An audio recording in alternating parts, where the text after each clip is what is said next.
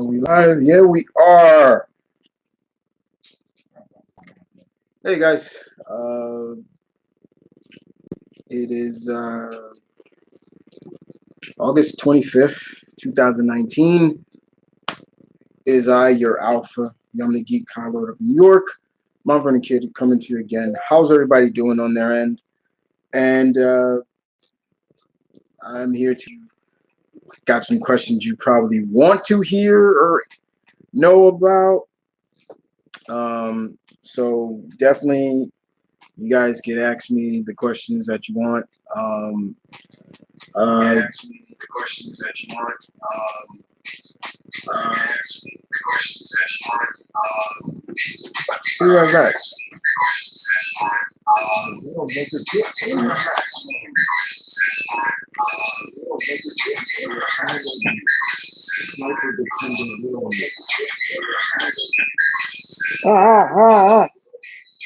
Shut up, shut up. Oh, God.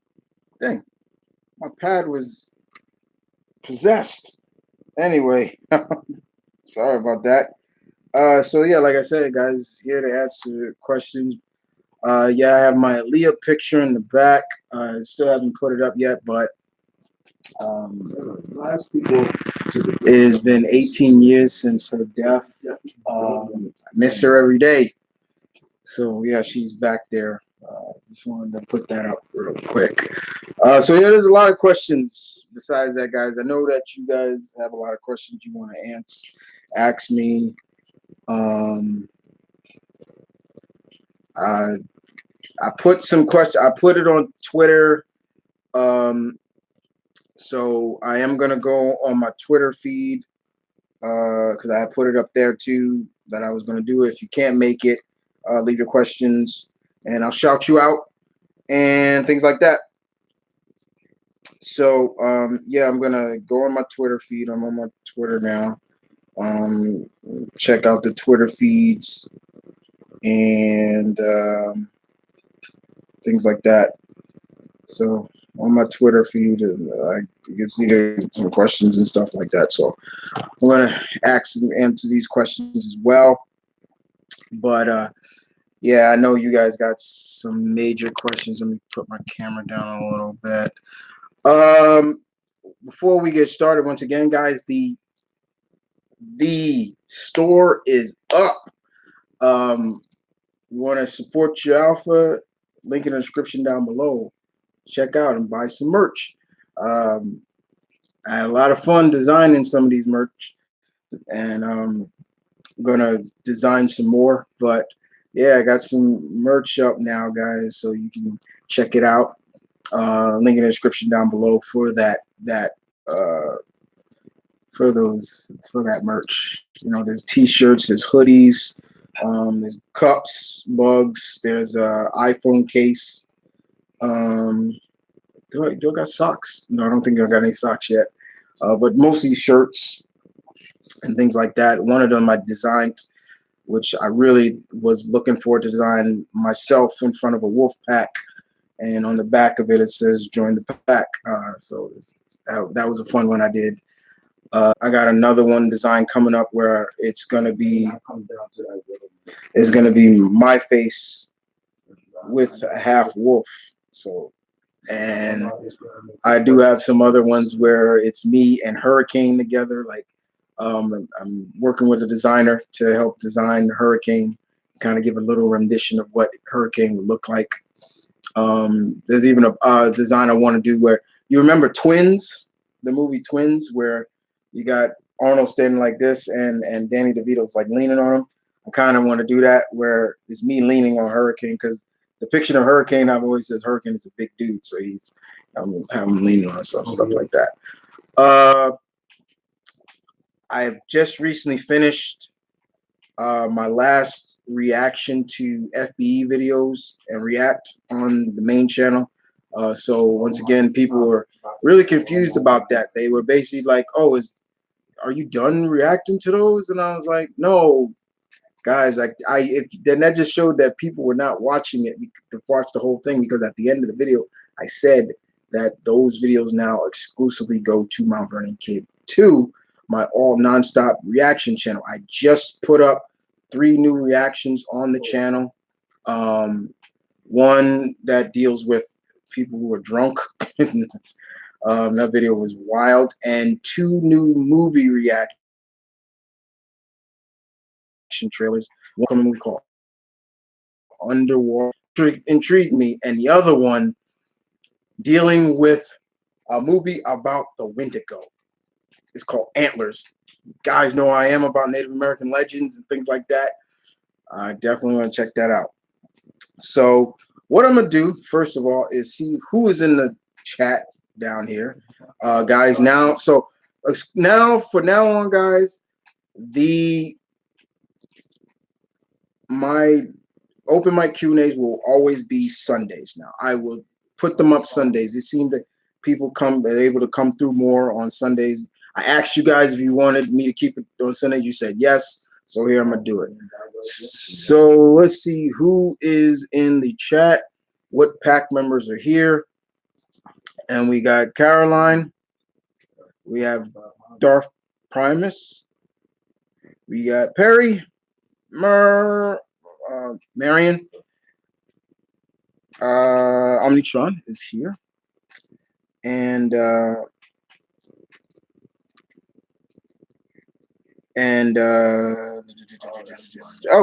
my bro, Dead Wuzilla.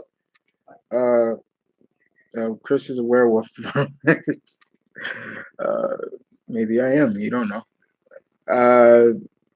You don't know, Ty, because hey, when we were asleep at the hotel, yeah, when we went, I was with Mega. When I was in MegaCon, me and Ty, we bunked together.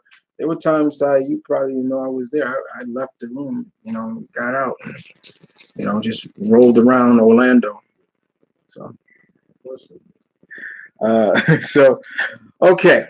So the first thing, let me get these questions that are on my Twitter feed, and then I'll come back to you guys. Okay. So first 2 questions come from Elusive Sean X, Sean Allen. I know him as also Comic Freak X here on YouTube. He asks me 2 questions. And the first question is, who would you cast as Moon Knight for the Moon Knight series? Okay, yes. All right, we're getting right into this. Okay. It was announced at D23 that there are 3 new shows coming for Disney Plus. Disney Plus is looking better and better for me. Moon Knight, SheHulk, the Jade Glamazon herself, and Kamala Khan is coming, Ms. Marvel. Hey. Malcolm didn't mean that. He's playing Overwatch. But anyway, Moon Knight is going to be interesting. Kevin Feige said it's going to be an action-adventure series that goes deep into Mark Spector. He talked about him being a mercenary, him being left for dead. So we're going to see Bushman in this, definitely. But then he starts going on about he may be crazy because he don't know if Khonshu is real. Okay, right there. Let me stop you right there. Please don't go down this route where it's too much delving into him he has multiple personalities. Please don't. Keep it true to Doug Monch's original run, where it truly was the Egyptian god of the moon and vengeance life, so he can be Khonshu's avatar on Earth. Like, please do that. Like, you got to now start going outside the box now, because we got aliens and demons and magic, and let's come on, gods, immortals coming. Like, let's do it. Stop. Don't play with me. But in terms of Mark Spector, Sean, that's a tough one, because I'm sure they want to go with somebody who has a little bit of star power, a little bit of recognition. I feel that you need an actor who can pull off those different personalities, the Stephen Grant, the Jake Lockley personality, and of course Mark Spector. It makes me wonder, is Marlene going to be in there? His love interest is Frenchie, his best friend Frenchie. I want the suit. Okay, I want the suit with the hood. I don't want the white suit, the white dress suit, and the mask. No, no, no, no. Let's do the real deal. I don't even care if it's similar to, remember when he had like kind of the Batman like armored look, like later in the 2000s. I don't care, but just give me that suit. Uh, I wouldn't mind a newcomer. Um, Hell, I could have seen Jake Gyllenhaal playing Mark Spector. I could have seen Jake Gyllenhaal playing Mark Spector as well, but he was Mysterio. So, bottom line, Sean, I'm going with an unknown or somebody with a little bit of like star power. You know, that's me. Okay, so that's your first question. Next question. He-Man coming back. I thought you would do a video. What are your thoughts? Yeah, there's a video gonna go up about it. But what I can say is Kevin Smith is the showrunner and producer for this new He-Man called Revelation. It is a direct sequel to the original He-Man that I grew up on, and deal with stories that was in that 2-season series. For all those who don't know that series, it's on Netflix. The whole series is on Netflix. You can go check it out there. And so, if you watch it, you can see there are some story arcs in there. Like, wait, what happened next? It's going to be done by the artwork is going to be done by the same people that are doing the Castlevania series. So it's going to be kind of a He-Man anime. I'm all for it. Once they came out about this at PowerCon, because PowerCon is a convention dedicated to He-Man. And when they announced that, I was like, oh my God, I can't believe they're doing this. So basically what this also implies is She-Ra is going to show up in this, his sister, because She-Ra, and Kevin Smith even said, like, yeah, She-Ra's going to be in this. So what we saw, that She-Ra that we got now is completely different from the She-Ra that we got now. And I wouldn't mind that. He-Man has been doing great in terms of comic-wise. DC has been just doing a masterful job with that character. And, you know, no matter what, this is a character this was my childhood hero. This was the guy that before Webhead, it was him. That was him, guys. This was the guy that I looked to. This is the guy, I said it before, this is the guy who I used to, no joke, I used to run around in my underwear with snow boots that ran up to, leg up my calf with the power sword, because I had it, and was going around going by the power of Grayskull, things like that. That was my dude. So yeah, I'm looking forward to this He-Man series. I think it's gonna do well. Don't get me wrong. There hasn't been any real He-Man series cartoon that I did not like. Well, no, let me rephrase that, because I did not like the 90s He-Man. I hated that one. I did not like that one. But the 2002 remake, loved it. It was a good combination of the past and making nuances of the character. So yeah, it was great. But thank you, Sean, for those 2 questions. Let's move on to the next. Hooded Solomon. The Solomon the Hooded. At Hooded Solomon, excuse me. And he asks me thoughts on the Mortal Kombat, the new Mortal Kombat, no Ash Williams. Yeah, that really got me. I did a reaction to on my video game channel. I did a reaction to that, the revealing of and to see, I was wondering what Sindel was gonna look like. I was like, okay, what's Sindel gonna look like? And seeing her, I'm like, okay, that's fine. And then seeing Spawn, I was like, that's who I really want to see. How is he gonna play?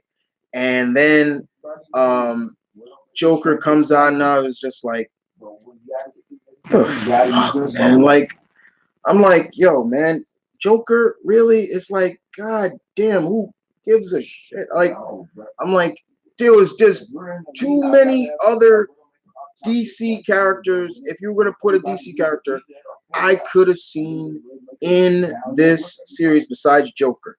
Fuck that Joker. Okay. And then when they showed the T-800 Terminator, I'm like, oh, okay. And I'm wondering, okay, is Arnold gonna voice the character? Then I find out today Arnold is not gonna voice the character. I'm like, oh, okay. That kind of dipped my anticipation for that. But then I'm like, but I thought Ash was gonna be in it. I would have loved to seen the dialogue between Ash Williams and Johnny Cage. That would have been so cool if they'd have done it, but now we can't. So yeah, I like them. Some of them I like, but yeah, I could care less about the Joker. I really can. I care. I could care less about the Joker. But thank you for that question, Solomon Hood or Hooded Solomon, excuse me. And the last three questions comes from Andre R at Mast One number 4. He is from Staten Island. I don't know what happened. Here he is right here. This is. I know they said he went to. So yeah, he's from Staten Island. I know of somebody from Staten Island, from Shaolin. But his question, let me go back to his questions, are the first question is, how are you enjoying House of X and Power of X? I'm really enjoying it.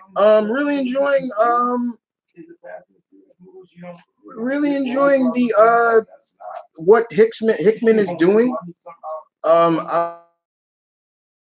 I'm a little scared. I'm a little nervous because I'm hoping, the whole concept of Hickman, well, not Hickman, that the X-Men, all mutants are now on, a Krakoa and all this other stuff, but they're okay with a lot of mutant terrorists like Mystique and Toad and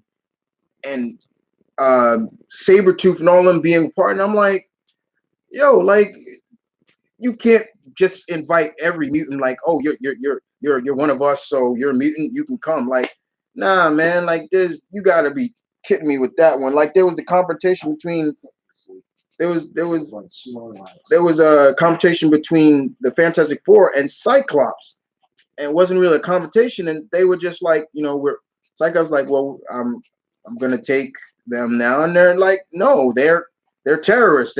They were stealing from something they shouldn't have been stealing for them, and then Cyclops says, okay, you can have them, that's no problem. You can have Sabretooth.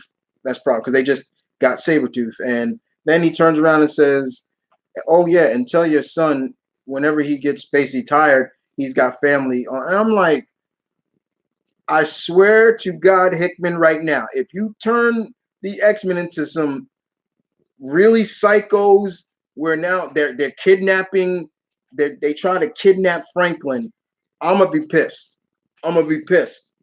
I was like, don't go down that route. I was like, please don't do this. Because the way Cyclops said that was like, they planning something for Franklin. They're trying to get him. And I'm like, it better not come down to what I'm thinking is. So yeah, but other than that, I have liked it. I even like what they've done with Moira McTaggart. Like, she was a mutant that can resurrect herself. And I'm like, that's not entirely something I would be against. I'm like, she's died so many times. I'm like, then she's got to be a mutant or something like that. So I've been liking Andre. I have been liking Power of X and House of X. I've been really liking that. And the next question is another comic question. Have you read Batman 77? Yes, I have. And all I can say is, look what you did, you little big-headed shit. Well done. Well done, Damian. You big-headed idiot. You stupid idiot. Well done. Thank you. Thank you, you stupid idiot. You arrogant little prick. Thank you, because look what you did. Look what you did. Look at what that little motherfucker did over there. You see that? He knew he shouldn't have did that. Fuck him. That's why I don't like Damian now. So fuck Damian Wayne. Fuck him. Should have never, he should have never did. Tim told your ass, and you did it anyway. You did it anyway. And then I hear people talk, but he's a child. You know what? He's a child, but he don't act like a child. And he wasn't trained like a child. And he should have known better than that, you dumb idiot. So, yeah, well done. Well done, you big-headed prick. Well done. Yeah, thank you. All right, last question from Andre R. And the question is, will you be going to, are you, excuse me,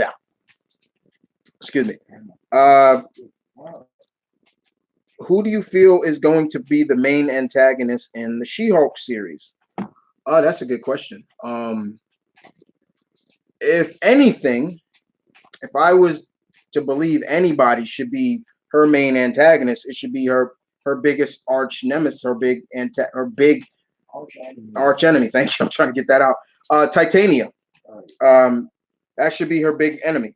That should be her big, because it's all Titania and She-Hulk go at it all the time, and Titania has never. She will not rest till she humbles Jennifer, because she feels that she's stronger than Jen.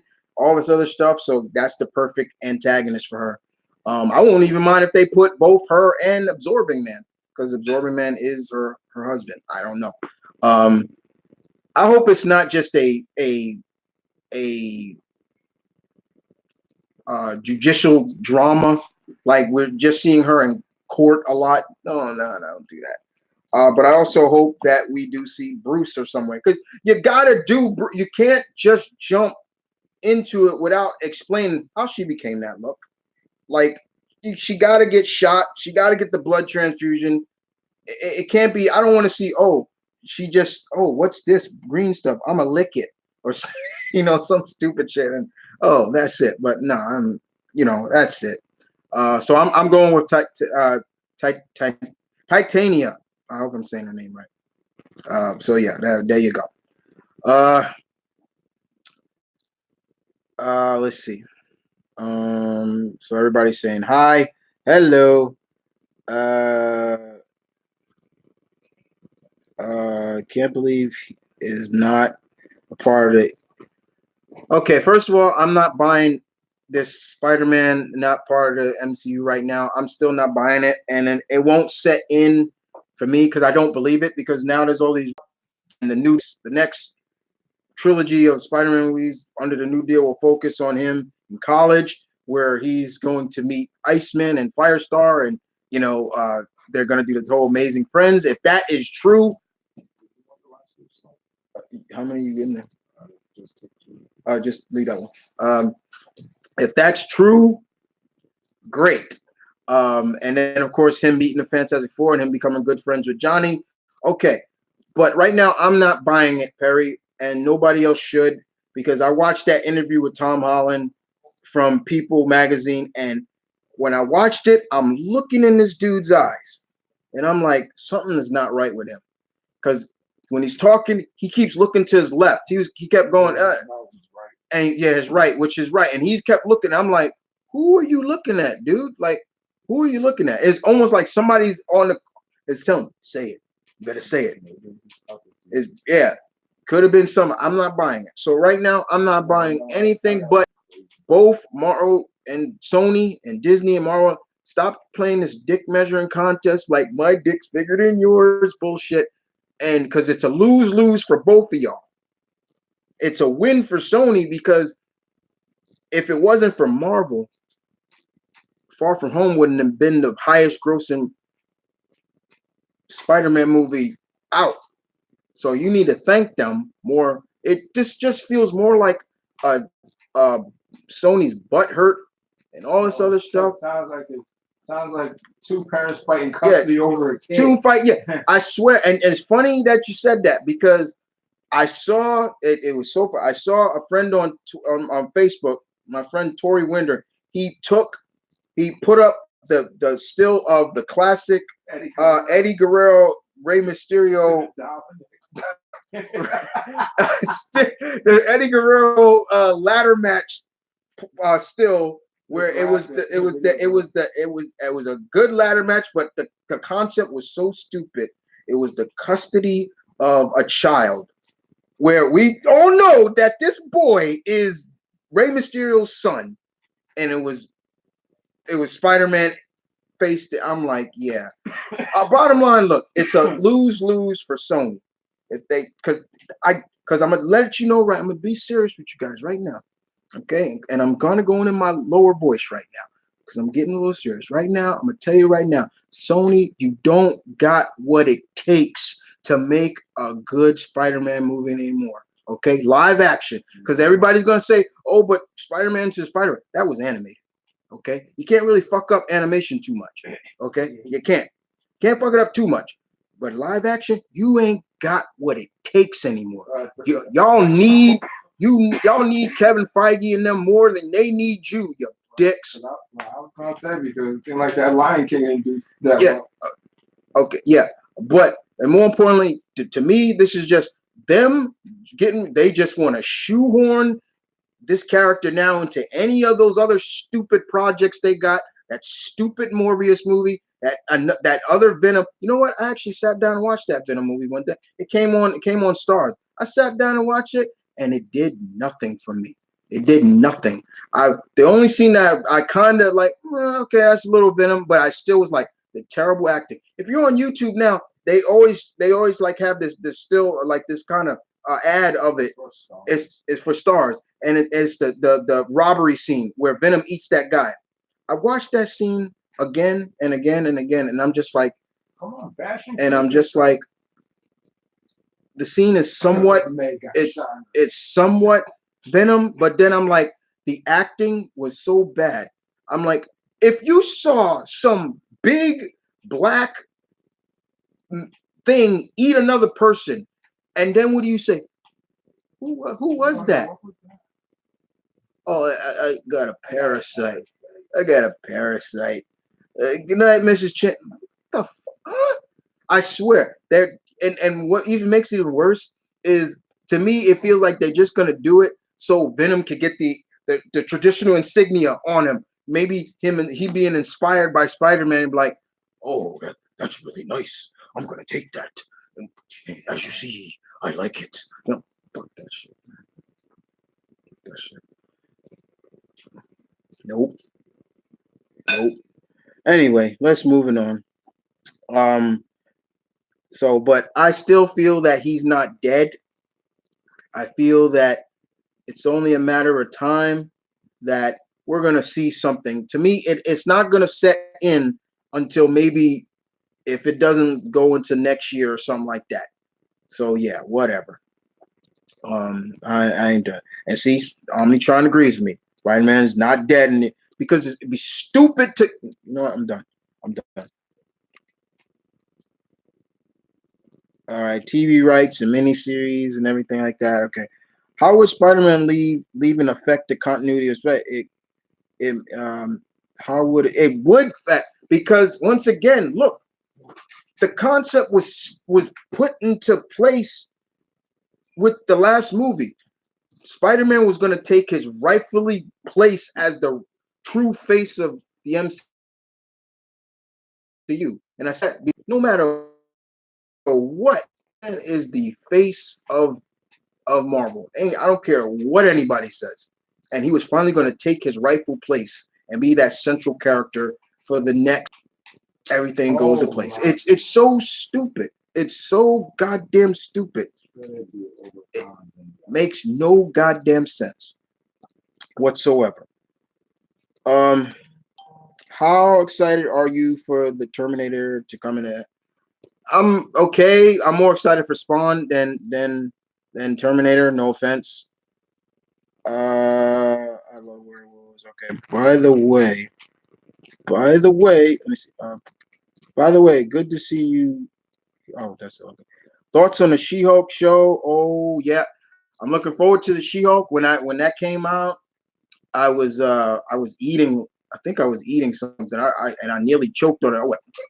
When I saw that, I was like, ooh. And if you are on Twitter or Instagram, the homie Boss Logic is at it again. He had Rosario Dawson as her, and I'm like okay, but to me personally, I want two actresses playing Jennifer Walters post Gen, pre Gamma, post Gamma. So yeah, looking forward to that. But yeah, I can't wait. I'm looking forward. This has me really. These shows now. Saw a little still of the What If and seeing Captain um, Captain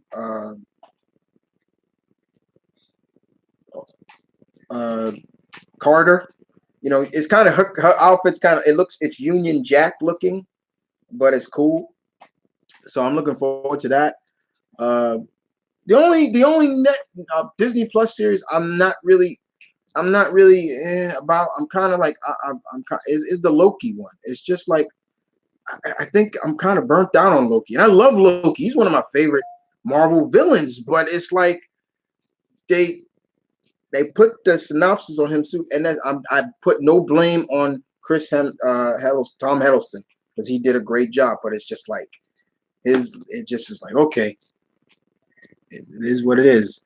Um, but I'm looking forward to it. Frankenstein monsters are better. Uh, okay. Bride of Frankenstein is my favorite. Bride of Frankenstein is good. Other than the Mummy, I like the Mummy too. We're talking about the original one, right? From the 30s. That one's good. Thoughts on the Obi-Wan series with Ewan McGregor returning? Um, that's cool. These series, the Mandalorian and all of them, they're cool. Expanding more of the universe. That's cool. I'm not against it. If anything, I would want a Mace Windu series. I still want a Yoda series. I'm sorry. Like, look, to me, I want to see what was Yoda like before he became a Jedi. I want to see that. I need to know more about that. But it looks good. I'm happy for Mr. McGregor. It's cool. It's really cool. Do you think King of Monsters did Ghidorah Mothra justice? Yeah, it did. They played up the right manner of what they were. King Ghidorah, I always pronounce it wrong. I probably am. Was the king, and I love how they play. Everybody kind of bowed to him, like they knew who he was. Mothra being the queen, and I don't want to spoil it for anybody, but yeah. And then, of course, who took the place? Yeah. So yes. Uh, yeah. Uh, so yeah, that was good. Um, let's see. That was I hope they follow the Jeff Lemire run of Moon Knight. I wouldn't mind that. I want it to feel I want Doug Munch's version. I wouldn't even mind them. When you're getting like ambush. I wouldn't even mind if they play up the whole, like Khonshu has left him, like, and kind of like remember when he first came back in the early 2000s with David Finch was doing the artwork, and when he ripped Bushman's face off, that shit. Mm-hmm. But yeah, I'm hoping they keep it well. Favorite Bruce Lee movie. This is from Super Saiyan 36. Well, I'm gonna call you Super Saiyajin because that's what you really say. But favorite Bruce Lee movie.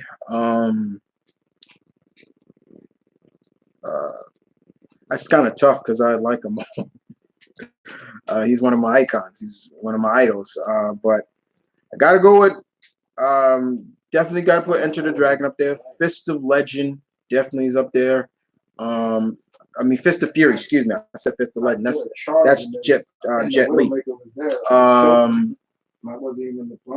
This French man as a DC character in Justice 3. I wouldn't mind it because he kind of is owned by DC. That's fine. That's quite the statement, Chris. I'm just keeping it real. Computer robots. Oh, because it's been a long time since I watched your viz. How are you doing? Have you played Ultimate Alliance 3 for the Switch? No, I have not. I've watched all the cinematic entrances. I don't own a Switch, so I can't play it yet. But I want to get it so I can own it. But I just love the intros that they had for him. They paid a lot of respect to the character, especially the X-Men. X-Men's were really good. I actually posted those, and Daredevil's entrance was great. I loved it when he came through and you were in Shadowland, and he's walking through and he just flipping around. Hearing Johnny Young Bosch's voice come out of Iron Fist was great. You know, it was cool. I have to play it. They could have went with Lobo instead of Joker. They could have went with Deathstroke than Joker. Anybody but the Joker of the Batman who laughs. They could have went Batman himself. No, they would never go Batman because this is Mortal Kombat and you're not going to see Batman kill anybody. So no, unless it's Dark Knight, yeah, Batman. I think Ash is going to be in the game in the next Mortal Kombat pack, along with Fujin and Shiva. I hope. You know, I don't know how many packs they have, but I hope. And Batman doesn't kill. That's right. What happened in Batman 77? Alfred is dead. Bane snapped his neck. You see, what's going on now is there's basically like a martial law in Gotham from the Flashpoint universe. Thomas Wayne is in the current universe now, and he put a martial law in effect that no superhero can come into Gotham, and if they do, they will kill a hostage. That hostage is Alfred. And Damian, the little big-headed prick, took it upon himself to go in there to defeat his grandfather, and got beat. And his grandfather held him and watched him watch Bane, of all people, snap Alfred's neck. So Alfred is dead. And then now he is the hostage. What a fail. What a fail. The dumb idiot. Way to go. You're no good Robin. You're not a good Robin. You're stupid. There you go. Anyway, moving on. Fuck Damian. Don't have to hide that. I don't care for Damian. I would like to see the leader in Abomination and SheHulk show. Maybe even Matt could appear. The leader, I mean, it would be good because we haven't seen them. Like, they're not dead. We only saw Stern about to turn into the leader in Incredible Hulk. I wouldn't mind that. Okay, Mortal Kombat versus DC, even though the fatalities aren't good, didn't do the whole storyline. Sometimes Batman seriously injured people. Yeah, but this is Mortal Kombat. It's about even in Mortal DC, he didn't have a fatality. Right. The dang heroic brutality. Right. It's a heroic. Batman he'll injure, but he won't kill. But still, this is Mortal Kombat. The whole concept is all about killing. This is Mortal Kombat. Batman in it. He's not gonna go to every character that is in that game does a fatality that is brutal. Sometimes the lead ups to those X-rays are worse than the fatalities. But yeah, that's why Batman couldn't be in it. I mean, they do mention them, like they talk about the injustice world, like Sub-Zero and Raiden will say, I remember this, and Sub-Zero will say with a dark night and all this other stuff, and he's like, what? So you know what they're talking about. Yeah, that's what they mention, the injustice universe. Oh yeah, Spidey and his amazing friends. That I'm telling you, that would be dope to see Peter in college meet Bobby and Angelica. What do you think makes the romance between Shepard and Garrus so good, in your opinion? Um, my favorite romance in Mass Effect is not even is Shepard and Liara, Shepard and Tally. It's never been Shepard and Garrus. It's up there. It's nice because it's different, because in some ways it's like, how can Shepard really mate with a Turian, because they seem like everything is just hard on them. Pause on that one. Like, just saying. But they always talk about reach and things like that. I'm like, okay, yeah. Mike Hawk. Have you seen Mike Hawk? Okay, just wondering. No. My 2 cents in the whole. Okay, work it out. Right. Work it out. That Carnage line in Venom was so cringy. Yeah, it was. Hi, big bro. Hey, Eliza. Sup? What's good, everybody? Okay. Funniest in the Mass Effect franchise. Uh, there were there there there were a lot of Joker moments that I loved that were funny to me. So I can't really say one of them that was funnier than the other. I don't know. It's just who do you think should be the villain in Moon Knight series? Bushman. I just talked about it. His arch enemy, Bushman. Um, the guy that left him for dead, that nearly left him. There you go. She-Hulk is on the way. This makes me happy. Yeah, Perry King. I wouldn't be surprised if She-Hulk show pokes fun at Goyer in some way. That would be excellent, because I should have put that. I didn't even think about putting that, because when I posted my thoughts on the She-Hulk show on Twitter, I was gonna put David Goyer's name in and say, suck it, because look who, all that dissing you were talking about, she's getting a TV show now. Look at you, Oh yeah. Remember all that crap he was talking about with her? Like, now look at her. Favorite Universal, oh, that's okay. I wouldn't mind a Darth Maul series. I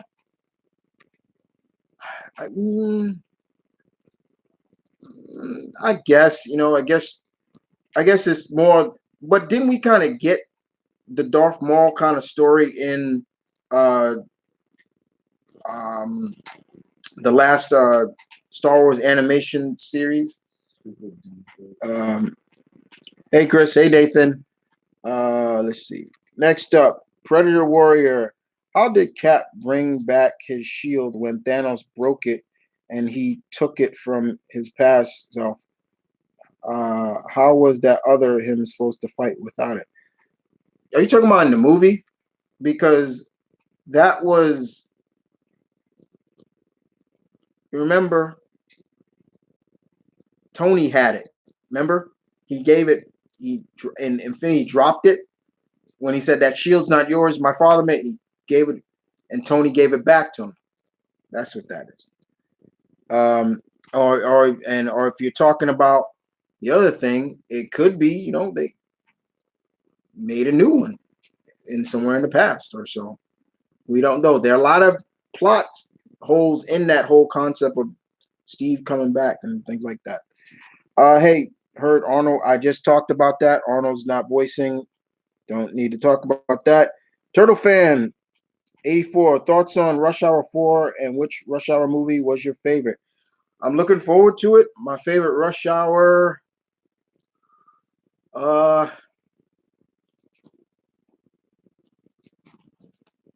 Believe it or not, I gotta go with the third one first. I love the third one first. I love the third one. The first one was great. Second one was better, but I love the third one. If I was ranking them, it'd be third one. No, third, two, one. It'd go backwards. But I love the third one. I'm way different. Yeah, like you said, there are people that don't like. I like the third one. Um, um, but I am looking forward to seeing what they're gonna do with Carter and Lee. Jackie is getting up there now. He's now spring chicken, but the man still does his own stunts. You know, so and when it comes to Chris Tucker, it's like you always got to wait for him now, in a sense. Like, hey man, like let's do the next Friday or something. Everybody asks Cube the same. When are you gonna do next Friday? We waiting on Tucker. you know. How was Nebula still alive if she got shot? She was killed. She killed her past self. Didn't I just talk about? I talked about that. I said that the first time. She killed her past self. So when she shot her past self, and her instantly, her present self should have. Once again, Endgame was making up their own rules in terms of time travel, because we saw that same kind of stuff happen in Mortal Kombat 11.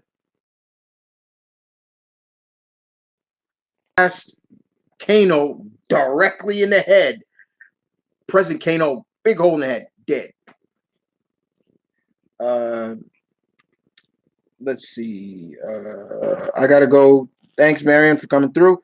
They already explained the form of time travel that doesn't work like that. I hear that, but wait, what? They killed off Alfred? Yeah, Alfred is dead. Got his neck snapped. Snappo by Bane. Because he's working with Thomas Wayne Batman. And not only does Thomas Wayne have that, he got Gotham Girl, that psycho-powered, souped-up powered character that we've seen coming. I'm forgetting who's run, but she's all psyched up and she's able to put kind of little fear into Superman. She's that powerful. I'm like, Gotham Girl, that's her name. She's psychotic. I'm not a big fan of Damian either, but you don't have to be so harsh, right? You need to realize something, that if I'm harsh, because I don't care for the character. I think you actually do. To some degree, using that much passion. Yeah. I don't care for the character. And Damian's a little shit, you know. I don't care for him in the animated stuff either. He's a little shit. I remember when he was messing with Blue Beetle and Blue Beetle shot his face off. I was like, that's what that little motherfucker get. And that's what he got. He deserved that. And when DC was giving me reasons to really like him, they go ahead and demote him back to being the little prick. He reminds me of those arrogant, rich, trust fund babies that look down upon people because he feels that he's deserving to be this. I don't like that. You need to understand that. I don't like that. There's a lot of characters in comics. There's some that I don't like. I hate with a passion. I know hate is a strong word, but I do not like them. The Sentry is up there. Cannot stand that character. Dockham is up there. Wolverine's son. I do not like him. And it has nothing to do with his sexual preference or anything like that. It makes no sense of why he's angry at his dad when your father didn't even know you even existed.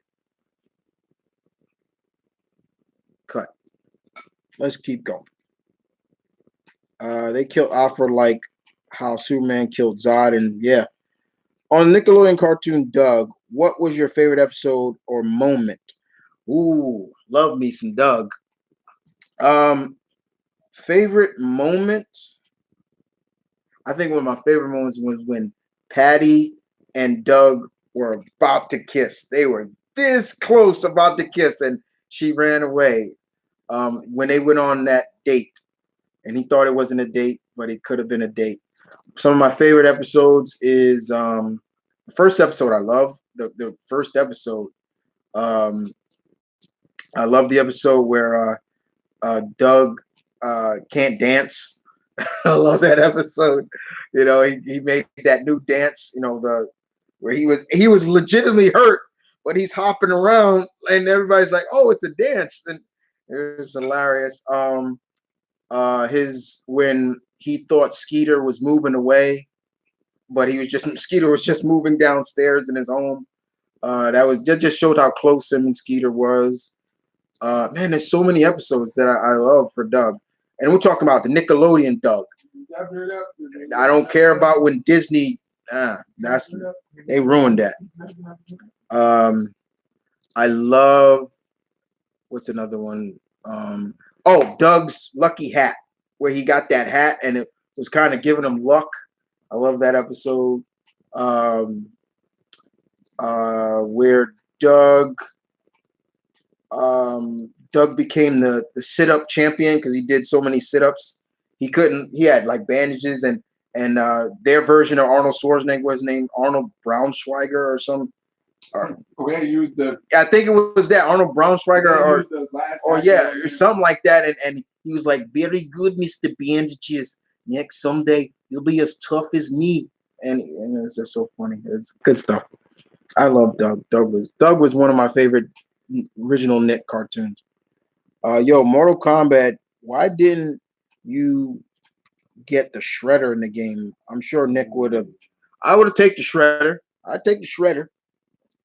Very good. Do you think we'll ever? Do you think they'll ever do the MCU Hulk justice by giving him all the abilities he has in the comics? Not really.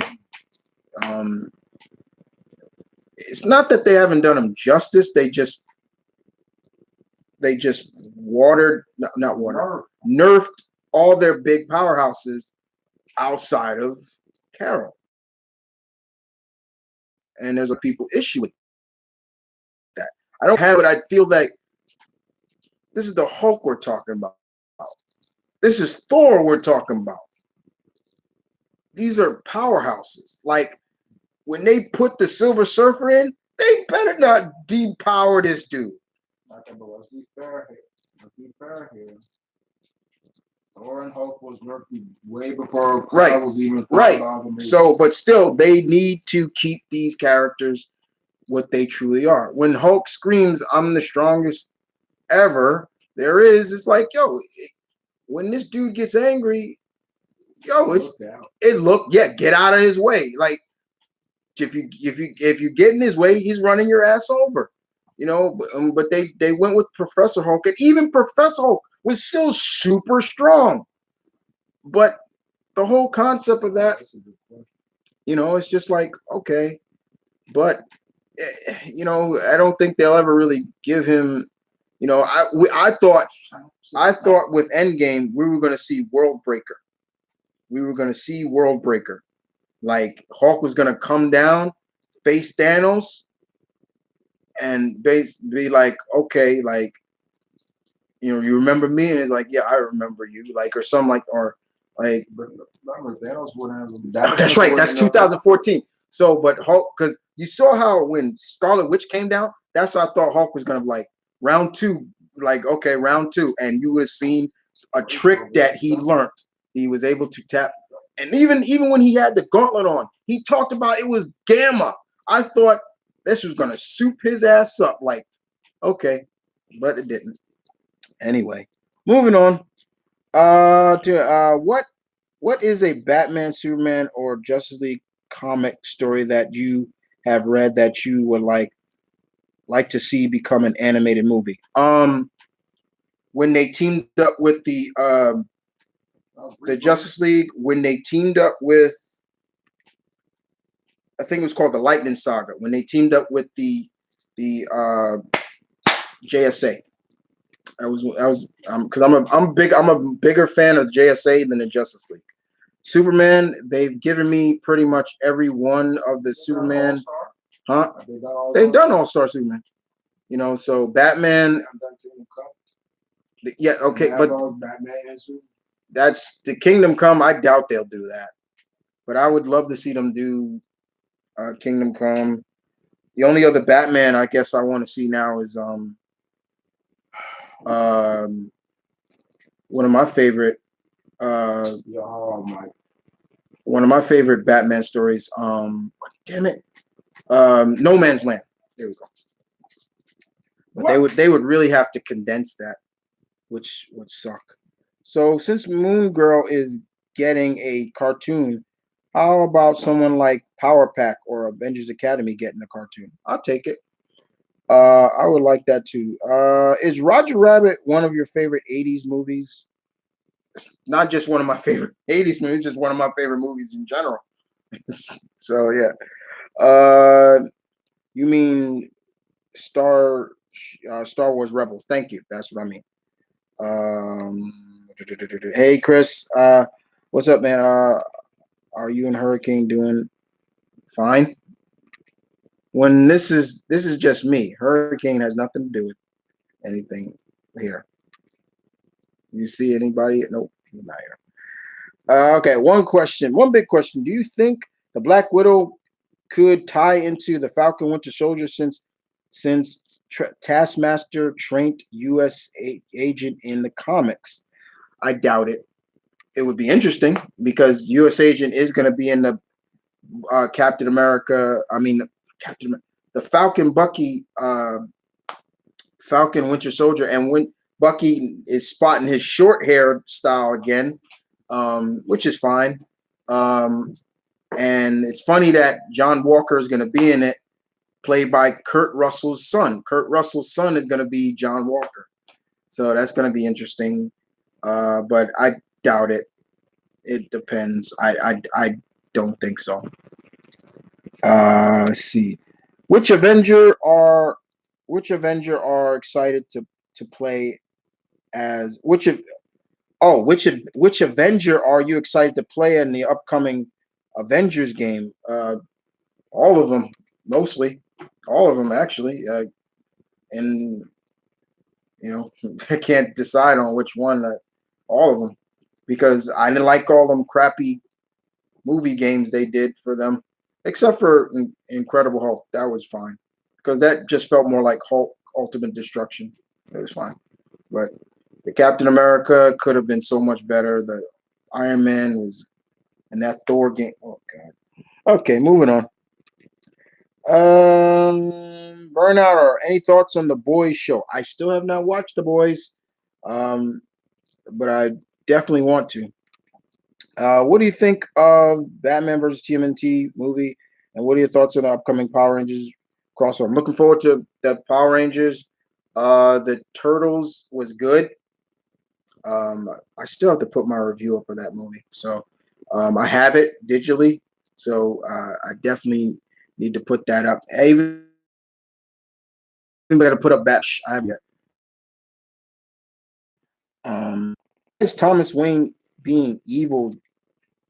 I'm not gonna ruin it for anybody. You just got to go read it yourself. I shouldn't have ruined what happened in it, but somebody asked me, so I answered it. Um, okay. How are we sure it's not someone like Clayface or Fear Toxin to fool us all? They wouldn't have made a big deal out of it if it wasn't. Um, do you think? They made a big Batman's death and turned out he wasn't dead. He just stuck in town. Yeah, but this Tom King is doing just some really stuff that's kind of like do you think that Spider-Man will return to the MCU? Yeah, I don't think he's gone, period. Um, you're not wrong at wishing that your dislike or to me he's useless and serves no purpose to the Wayne family. God, see, and I'm harsh, right? Did you hear what my friend Nathan just said? Like he's yeah, but yeah, but Nathan said that you're kind of classy. Your kid is hard. it's he's like he said he's useless. Like Yeah, he's that's not. look to me to look hard and everything. what I say? They don't call it little pieces. You know. He is a little piece of shit. Like you can't tell me. Like anytime he opens his mouth, it's like you just want to smack him. Like bitch. Like all I know is you do care about him in some degree because you get a lot faster. man, I don't care anything about Damian. Then you would just ignore him. How am I ignore him when he's in the books? Just don't paint it. Never do Patrick. And since Jay Vaughn's here, it's like with Patrick. How does I don't get it. How does Sandy go through this weather? Patrick's right. Maybe she just ignores it. That's what that don't count for a comic character. Because he's in panels. You can just it's Damien. He's in panels. How much? Then I'm gonna have to read it. Just read his stuff, but you don't have to have much mentions. Like, okay, that's what he said. And that's what I do. Like, but still, like, I'm not gonna sit there and say that he's not a piece of shit. All I'm saying is you care to some degree that you give Patrick. It's a piece of shit. That's it is. Moving on. Next, understood. I never understood the reason why so many people hate mutants in the Marvel. Considering they live in a universe with. That's been first when they came out in the 60s, it made more sense. It was understandable. But it still had that should have been once the 60s or so, maybe 80s. It makes no sense why humans in the Marvel universe are fearful of mutants when you got beings more powerful than them. It's not even just that. It's just a thing is your beloved. Yeah, the thing, like, look at the thing, like, no disrespect to Ben, but it's like, oh, are you a mutant? Like, they used to think Spider-Man was a mutant, and it's just like, how are y'all hating these characters? Like, it makes no sense. Okay, Magneto, yeah. That seems more fear of what he's done. Magneto, but not a case of, oh, he's a mutant. But when it's like beauty, it's like, what the fuck? Like, come on. That's something I've always like. Y'all got to get out of that rut, Marvel. Like, no, it's like stop. Like, hey, look, it's Cyclops. Yeah, no, beauty. Yeah. Look at Spider. What's up, Spider-Man? Yeah, like it's like up, man? You care for it, but it's really bad sometimes. Like, I get where they're coming from. It's supposed to be like people fear what they don't understand, but it's like you think of mutated. Yeah, not every mutant looks. Like look at when. Yeah, it's even funny because they're called mutants, but half, like not even half, like 90% of them look normal. You wouldn't even know unless they got antlers growing out of their heads, or they got blue skin, or something like that, or they do something amazing. Like, oh my god. The fact of the matter is just because people fear them in terms of their power. So like, oh my God, this guy can read minds. This woman can read minds. This guy has magnetic powers. He can take the earth off its axis. And Magneto has done that shit. Some old Xbox games that look this. There's some old Xbox games.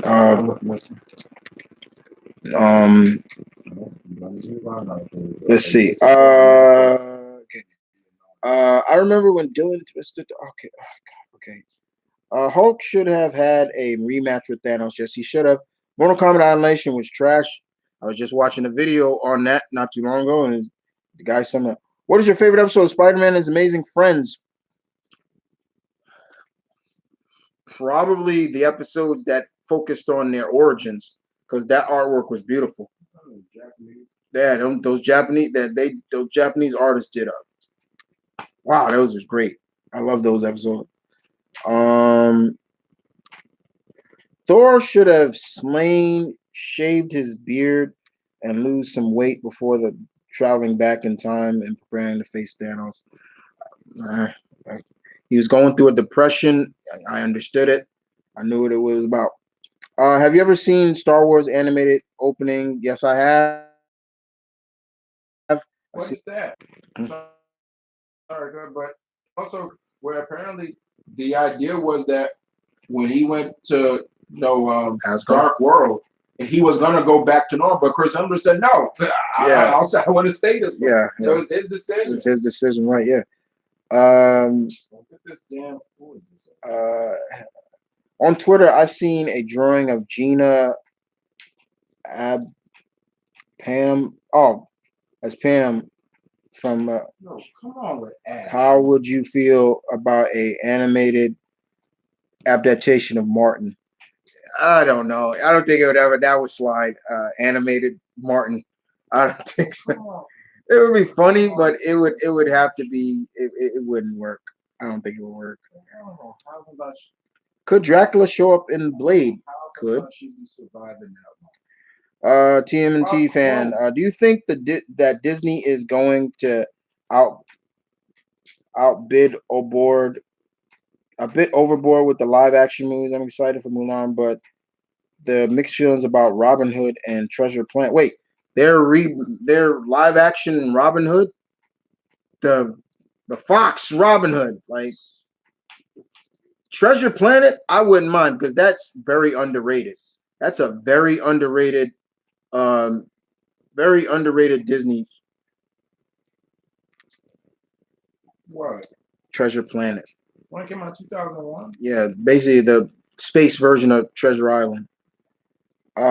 I'm reading Powell and Hickman's writing is insane. Hickman is insane, but it's good. You know, it can be.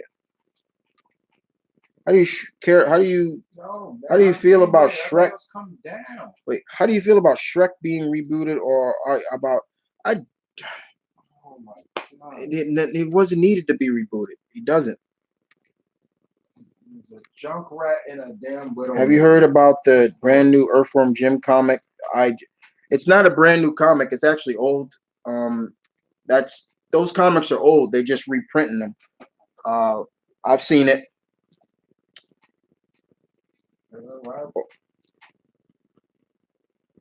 Or is it new? Because I know one of them is just reprints of the old Earthworm Jim comics. There's an old. Damian is so full of it, but he gets that mostly from not his father or his mother, but his grandfather. He gets it from Ra's al Ghul. Ra's al Ghul is an arrogant prick too, you know, but because he thinks he's all high and mighty, and it's like, all I know is that you can definitely tell. When someone's like, "Oh, what Robin is it?" Oh, you can tell. For some reason, Damon's drawing a big head. Yeah, he got a big head. He's got a big head. Bigger than like everybody. Like, look, I tolerate Jason Todd more than Damian. That's saying a lot because Jason Todd, he got booted. But how? You had to call the number to his survival. Could you imagine if they pulled that now? Robin is basically call this number to choose the fate of Damian Wayne. I've said it before. There should be a new Robin. Damian should take on a new persona and get a Robin that actually respects that and things like that. I'm just saying. Okay, who's your favorite fictional dragon? Fictional dragon. Jesus Christ. Never really thought about that. I guess I'll go Shenron. He's one.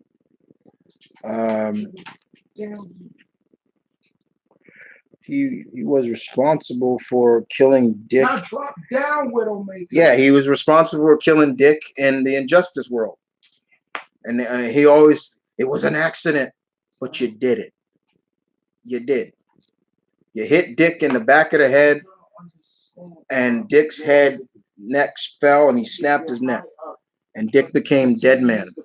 Just drop down there to get the point.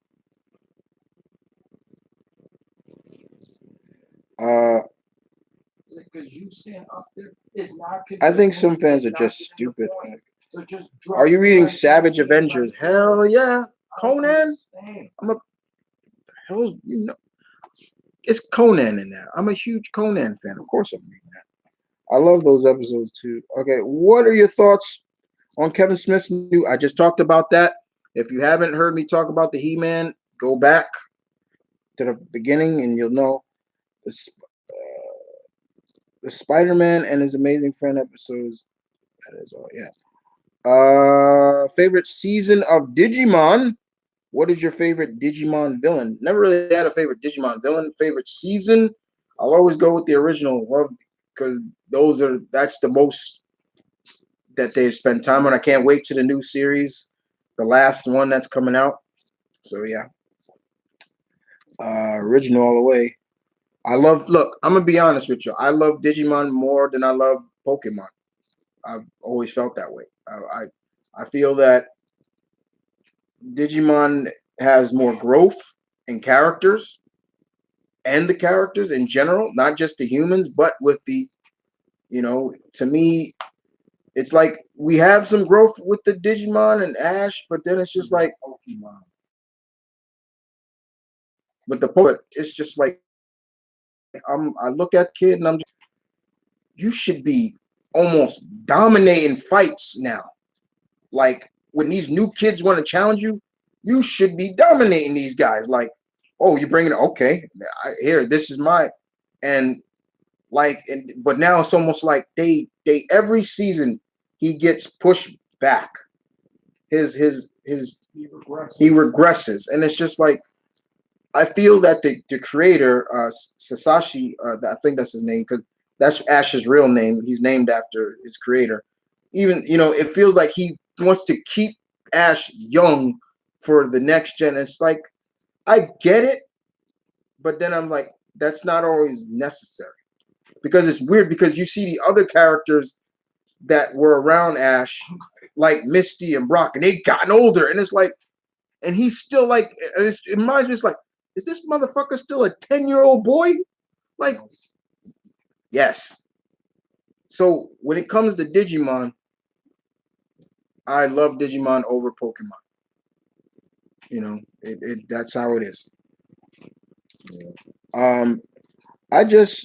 We could see Peter hanging with Bobby and Angela again, whether it's in a movie or animation.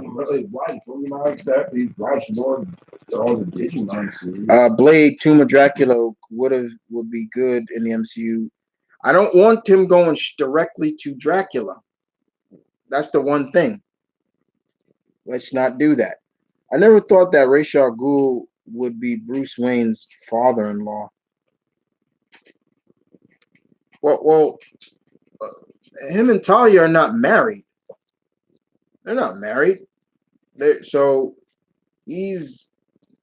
Bruce Wayne has no relation to. They never got married. Talia and Bruce Wayne never got married. Just stupid. So, favorite anime hero. Favorite anime hero. Geez, there's a couple of them. Well, definitely Sailor Jupiter Makoto she's my favorite Sailor Scout. I love her more than Sailor Moon. That's my girl. More anime heroes.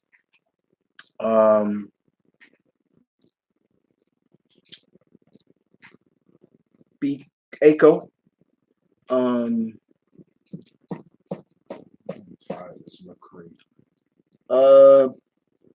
There's so many. She's more of an anti-hero, but Revy. She's an but yeah, I love Revy.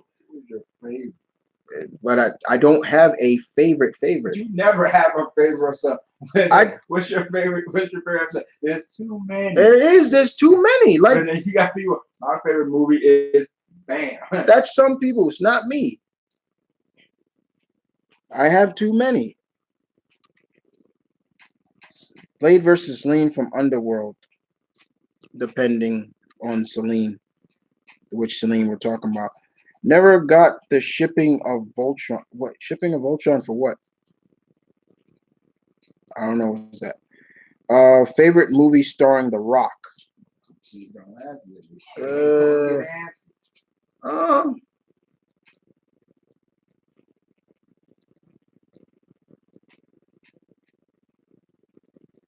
I'm gonna go. Believe it or not, Scorpion King. Yep, Scorpion King. I loved him in that. Good movie starring The Rock.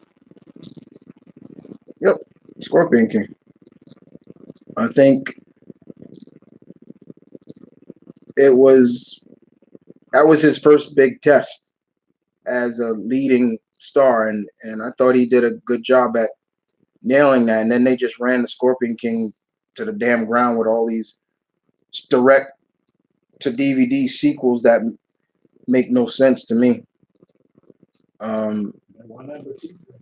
Yeah, one had Batista in it. Yeah, Randy They Couture. were in the same one. Yeah, even the late Kimbo Slice was in one of. I think he played the Zulu or something like that. The Rundown was good too. That was also, you know, but yeah, he starred and I liked him in because after that he starred in movies, but he wasn't the main star. You know, he did a couple of where he was the supporting character. Man, those are after the WWE, Yeah. the slash WWE producer. Right. After Walking Tall. So, but the Scorpion King definitely is one of my favorites of his. You know, and I'm a huge Rock fan. That's like one of my man crushes. So I'll let you guys know that real quick. Okay. Which of these two 90s Spielberg animated shows do you love more? Tiny Toons or Animaniac? Tiny Toons. Favorite episode of the 90s SpiderMan cartoon? Him and Daredevil was called Blind Justice, I believe. Or it was him and when Daredevil guest starred on. That's what was.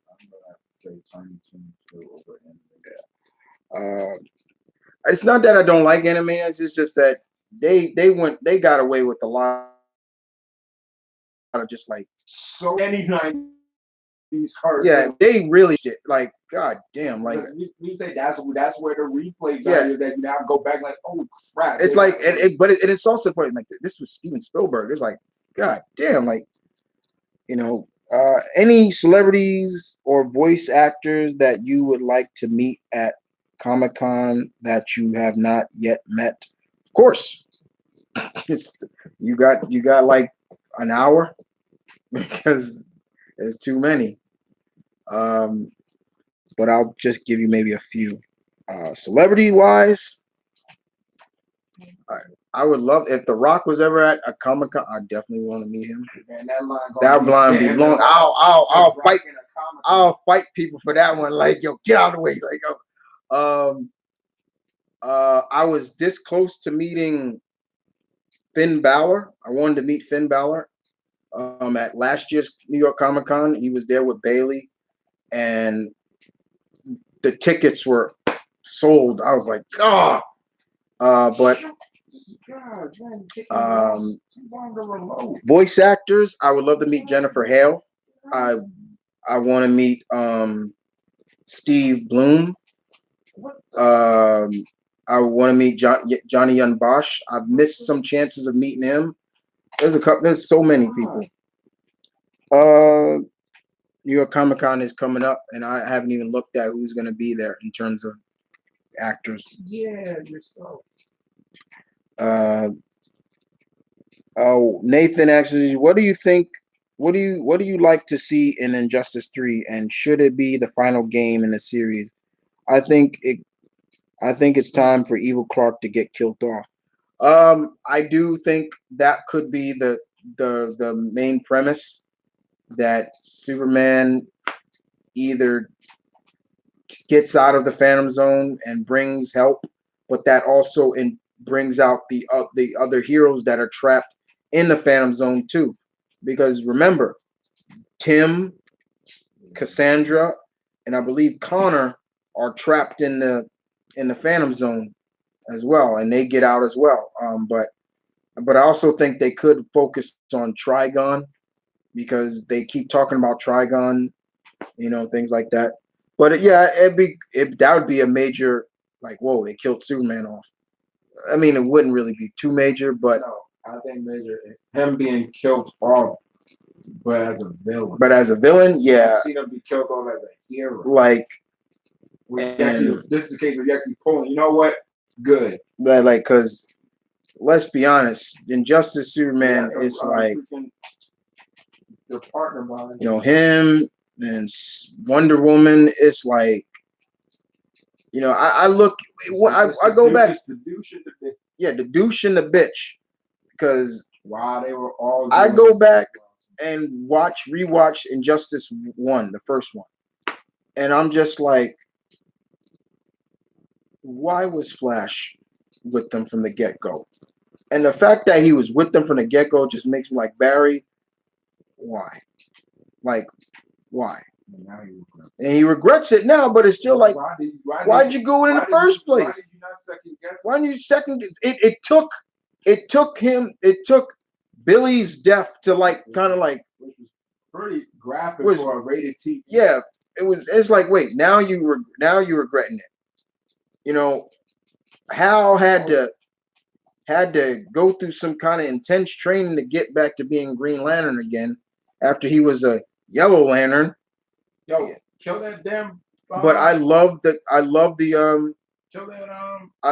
forget who it is, but basically where they even talked to Superman and he was like, and I think it was, I don't know who it was, but he basically said Billy Batson was when you killed Billy. Like, he basically, look, I don't care how you look at it, Superman killed the child.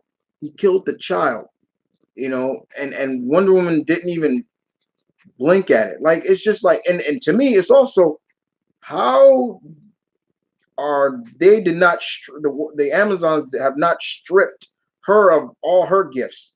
They can't the same be said for Green Lantern. Green Lantern got, and then they brought him back. That's why he's back as Green Lantern now, because he said, I went through a lot of this, meant something, and I had to get it back. And he worked hard to get that ring back. But yeah, you know, it is what it is. Talking about whole cleat shit. Yeah, he did. He had just had not mailing something. Lance. That so fast. I don't care. That's all right. Did you see the new images of Natasha in the Black Widow movie? Yeah, I saw that image. That was great. I was like, I love seeing David Harbour as Red Guardian. I was like, ooh, that okay, nice, perfect. Because Red Guardian is supposed to be, is basically Russian equivalent of Captain America. So I'm like, yeah, that's cool. But he's got a beard, a long beard. I'm like, okay. Which Resident Evil game was your favorite, and which creature creeped you out the most?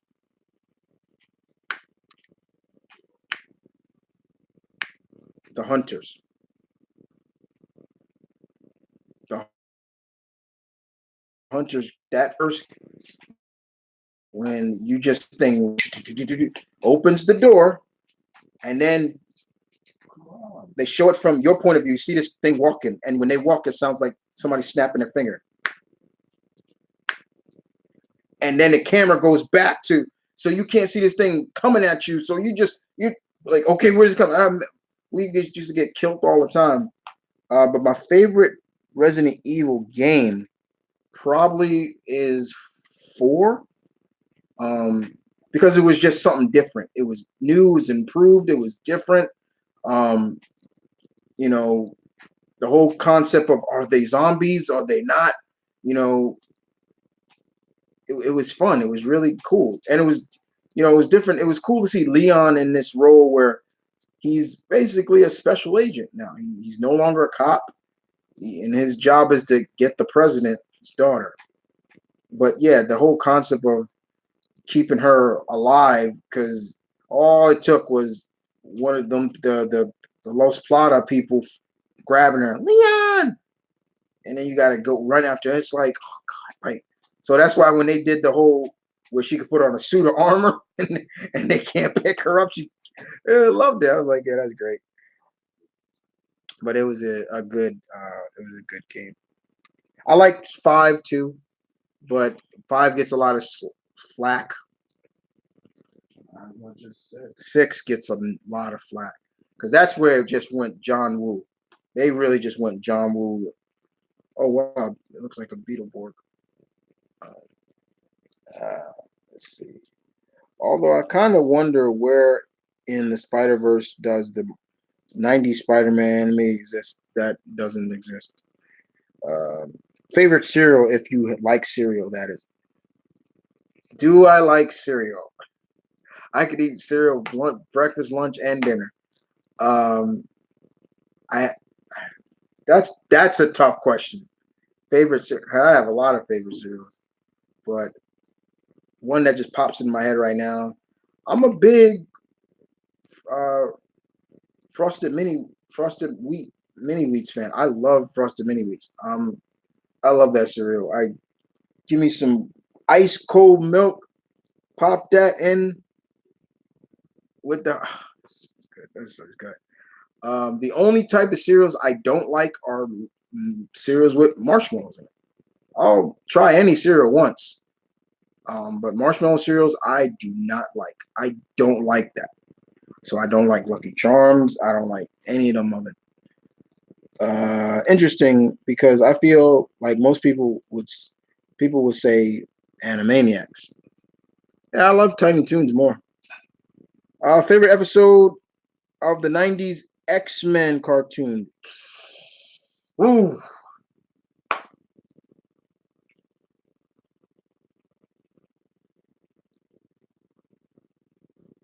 oh God, that's tough too. Probably one of my favorites when Wolverine left and was with the Inuit people. I love that episode because you know this was Wolverine's trying to he left for the reasons because he can't have Jean. And that was mainly why he left. And Cyclops, yeah, it kind of was, but Jean would never tell Cyclops like he left because of me. She would always say it when Cyclops has left or something like that. Jean, I love Jean. She's one of my favorite X-Men. But it's like Jean you need to suck it up and tell Cyclops, like, look, well, Logan loves me too. Like, but I'm with you. That's it.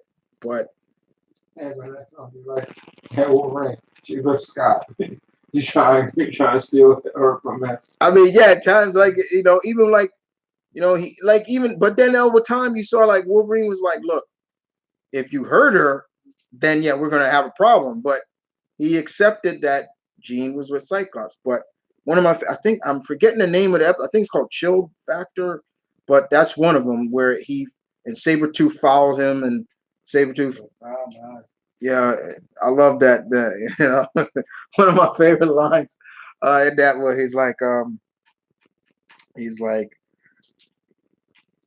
I followed you enough, Wolverine, and Wolverine's skiing, and next I don't know how Sabretooth was able to plant these bombs, but he blew up, and then he's like, revenge is a dish best served cold, and then Wolverine's like, Sabretooth, I should have smelt you coming. You've lost it, pal. 10 years ago, I would have never gotten this close to you. And then Wolverine's like, I can still take punks out like you. And then they start fighting. And and it's just funny. And then Sabretooth was able to knock Wolverine in that ice cold water. How you forgetting them throwing the snow in his eyes? That wasn't their first fight. And then and then Wolverine's and then he's like it's always hard to say goodbye, and he's been be here alone.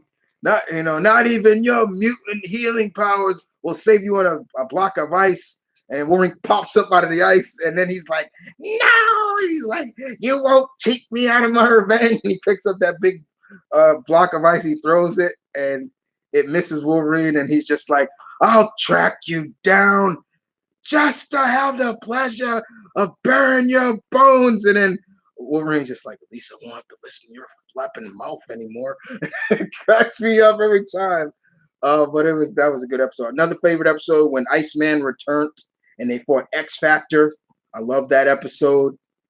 You know, one of my favorite parts is, of course, is where Multiple Man says, "Hey, give me your best shot," and then Wolverine's like, Jump in the "It's thing. your face, pal," and he tries to hit Multiple Man. You know, makes multiple. He's like, "Hey, what's this?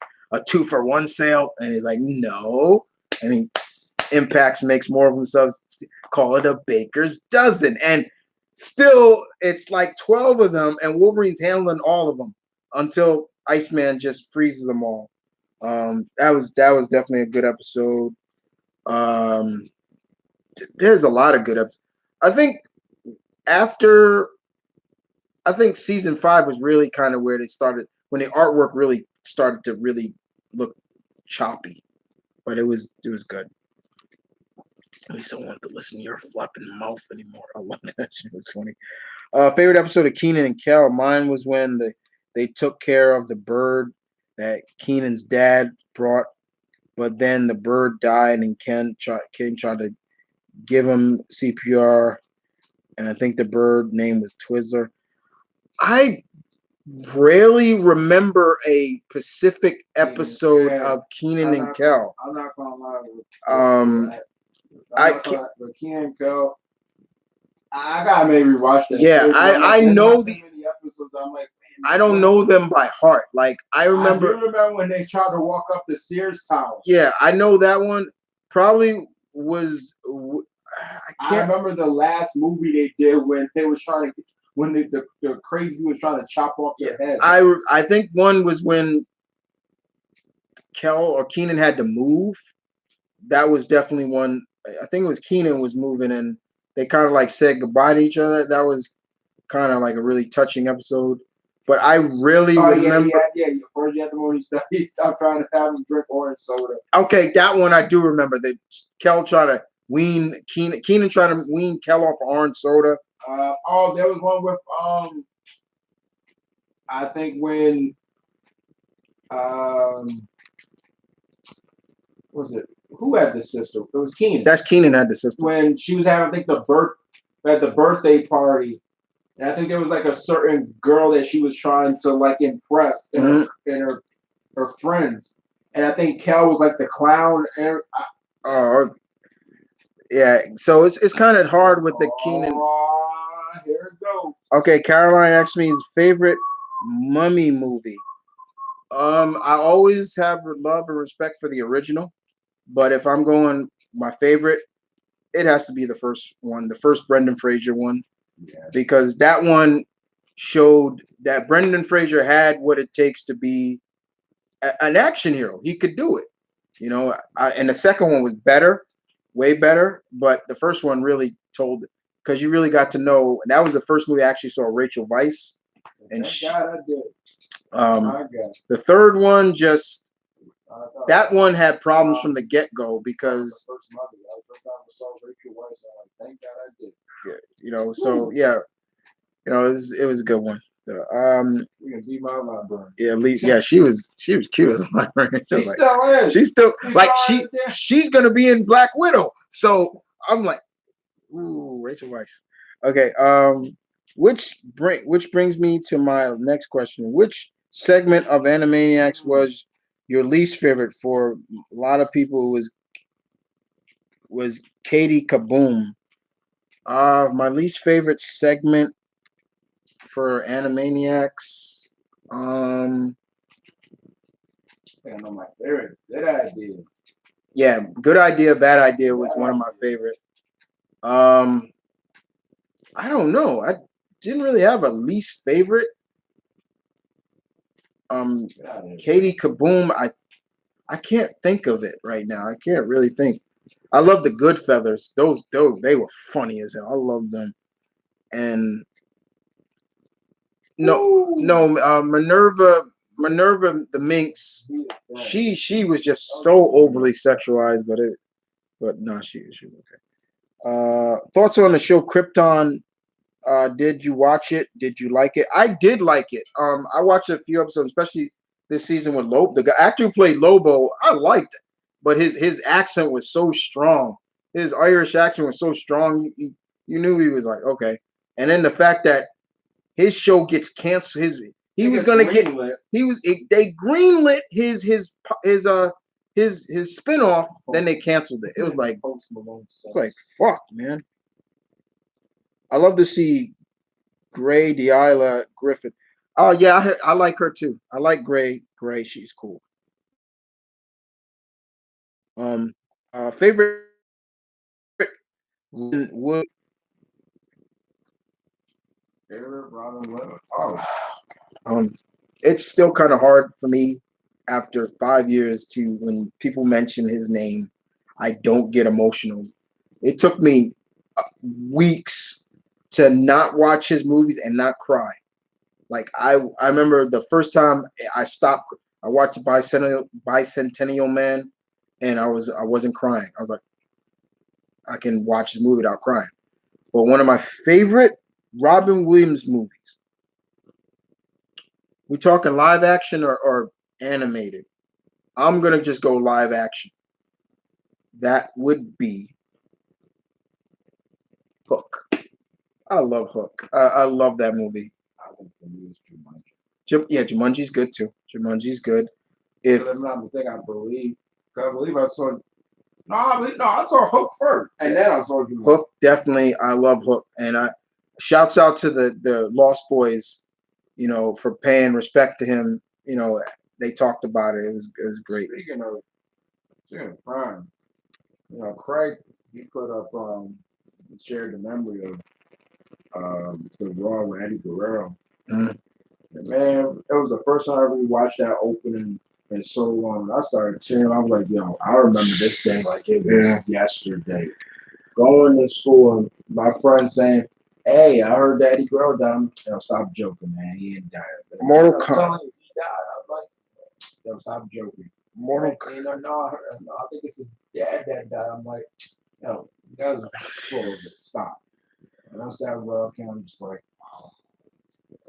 Mortal Kombat X Crypt, too many jump scares. Are you talking about the Crypt monster? Hey man, that freaking really scared the piss out of Steve. Yeah, okay.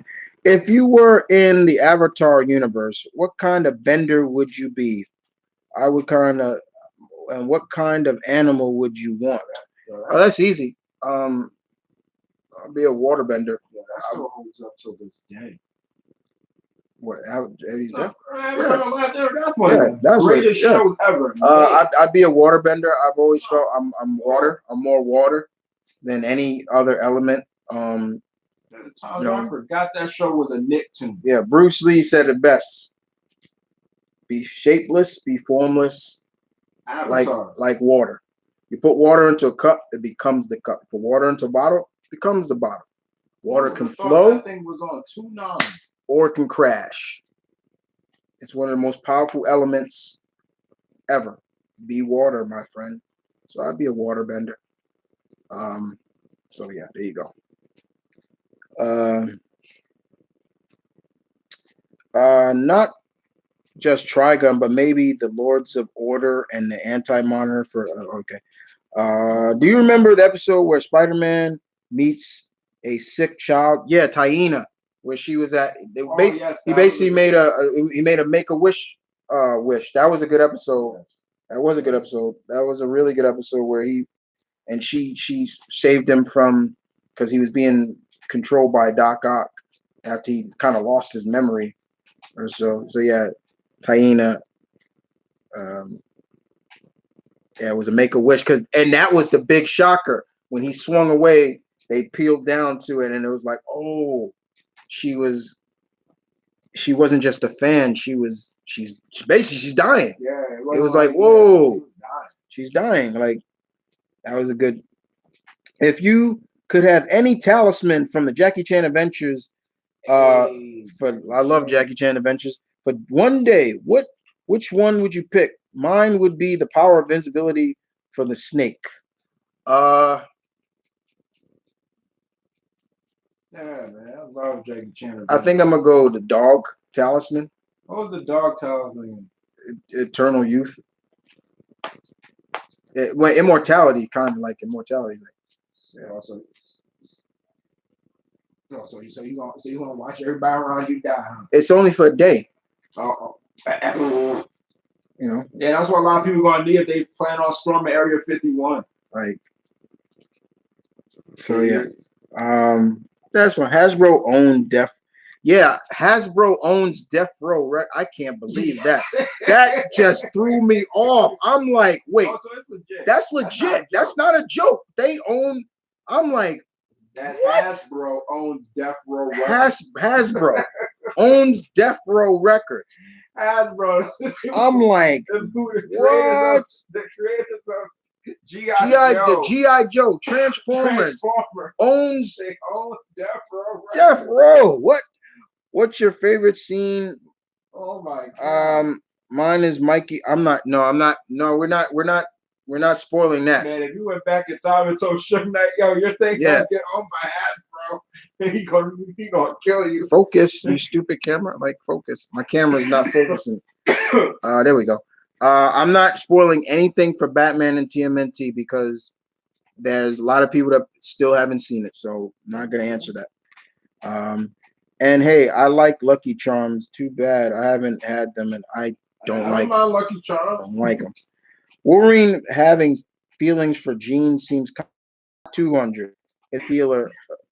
Okay, here's the thing about the reason, because if you read Origins, then you can kind of see where Logan gets his love for redheads. Like he loves redheads for some reason. There was a girl when he was a child called Rose. Rose. And that's where that's where it kind of comes from. So Origins kind of plays off where his love for redheads come from. We're not talking about the college.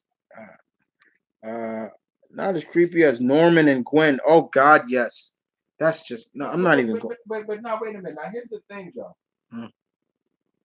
How is it creepy for Wolverine? Because it's like, well, wait a minute. Who is he supposed to meet? Somebody that's just as old as it's not as creepy because first of all, he doesn't look his age. I mean, and Jean's of consent. Jean is, and technically, Jean. I mean, if you look at Wolverine, still has the body of a 40-year-old man. Okay, yes, he can live a long time because of his healing factor. Yes, but it's not on that sense of creepiness because he is technically an old man, but he don't look it. But when you think of something like when JMS did that nasty story of basically, I don't care how they classify, where it was basically Gwen Stacy to protect Peter, she gave up her body for Norman Osborn to implant his seeds in her. It's like, that's fucking disgusting. Like, could Norman be any more creepier? Nope. But if we're going that route, so that means that Angel is a creep for being with Buffy. Because he's over 200 something years old, like Buffy. My damn thing. Yeah, so it's like you gotta be careful with that one. Like, it's not like, oh man, I've been waiting for you to get consent. Yeah, like it's which is what Norman. Yeah, Norman's.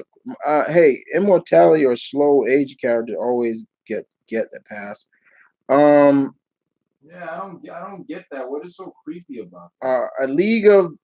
A League of My Own was better than Ghostbusters 2016. Look, okay, if you didn't like Ghostbusters 16, it's like, look, man, like, look. Travis basically said League of Their Own is better than Ghostbusters 2016. I can speak for it because I've sat down and watched it. I didn't want to see. I'm not gonna compare them because one is a drama, the other is kind of a comedy. Like, and in a sense, A League of Their Own was great because it's a historical buyout move in a sense. There was a women's baseball league during the war. So I can't compare that. That's a bad comparison. That's a real bad comparison. I think why the comparison is made because League of Their Own, if you take out Tom Hanks, all female, and almost I get it. Ghostbusters, and if you went out and said you didn't like Ghostbusters, trying to see publicly, you were deemed you were deemed a you were deemed as a sexist. Yeah, you will. Yeah, true. Skip this question if you already answered it. Thoughts on the Matrix 4? I'm open to it, but it's just like Matrix 4. it's like Oh, man, is it really needed? It's not really needed. I mean, I Keanu, I love you, but wait for John Wick 4. Yeah, John Wick 4, okay, but not, you know, I love The Mummy. I love The Mummy Return 2. It's one of my favorite few movies. My dad and I actually bond over. Wow. Wow, that's it. Can I ask you a question? Yes, you can. Sony owns Insomniac Games now. Yes, I know. But that, yeah, I don't know. Well, answer your question. You can ask me a question. Sorry about the John Polly. What is your favorite Arnold movie?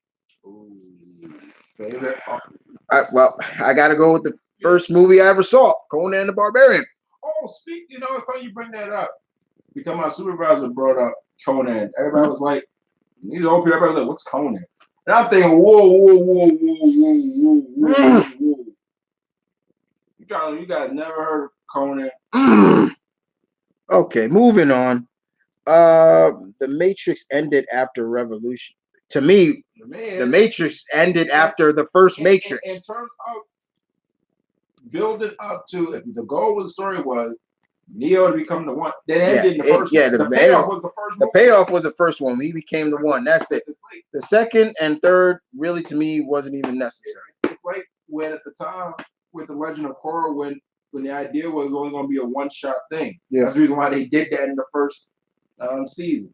Mm-hmm. But yeah.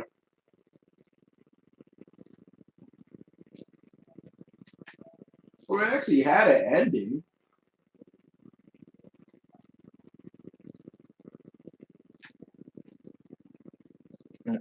And compared to last Airbender, yeah, Legend of Korra was a shorter series. Yeah, Legend of Korra was a shorter series, but it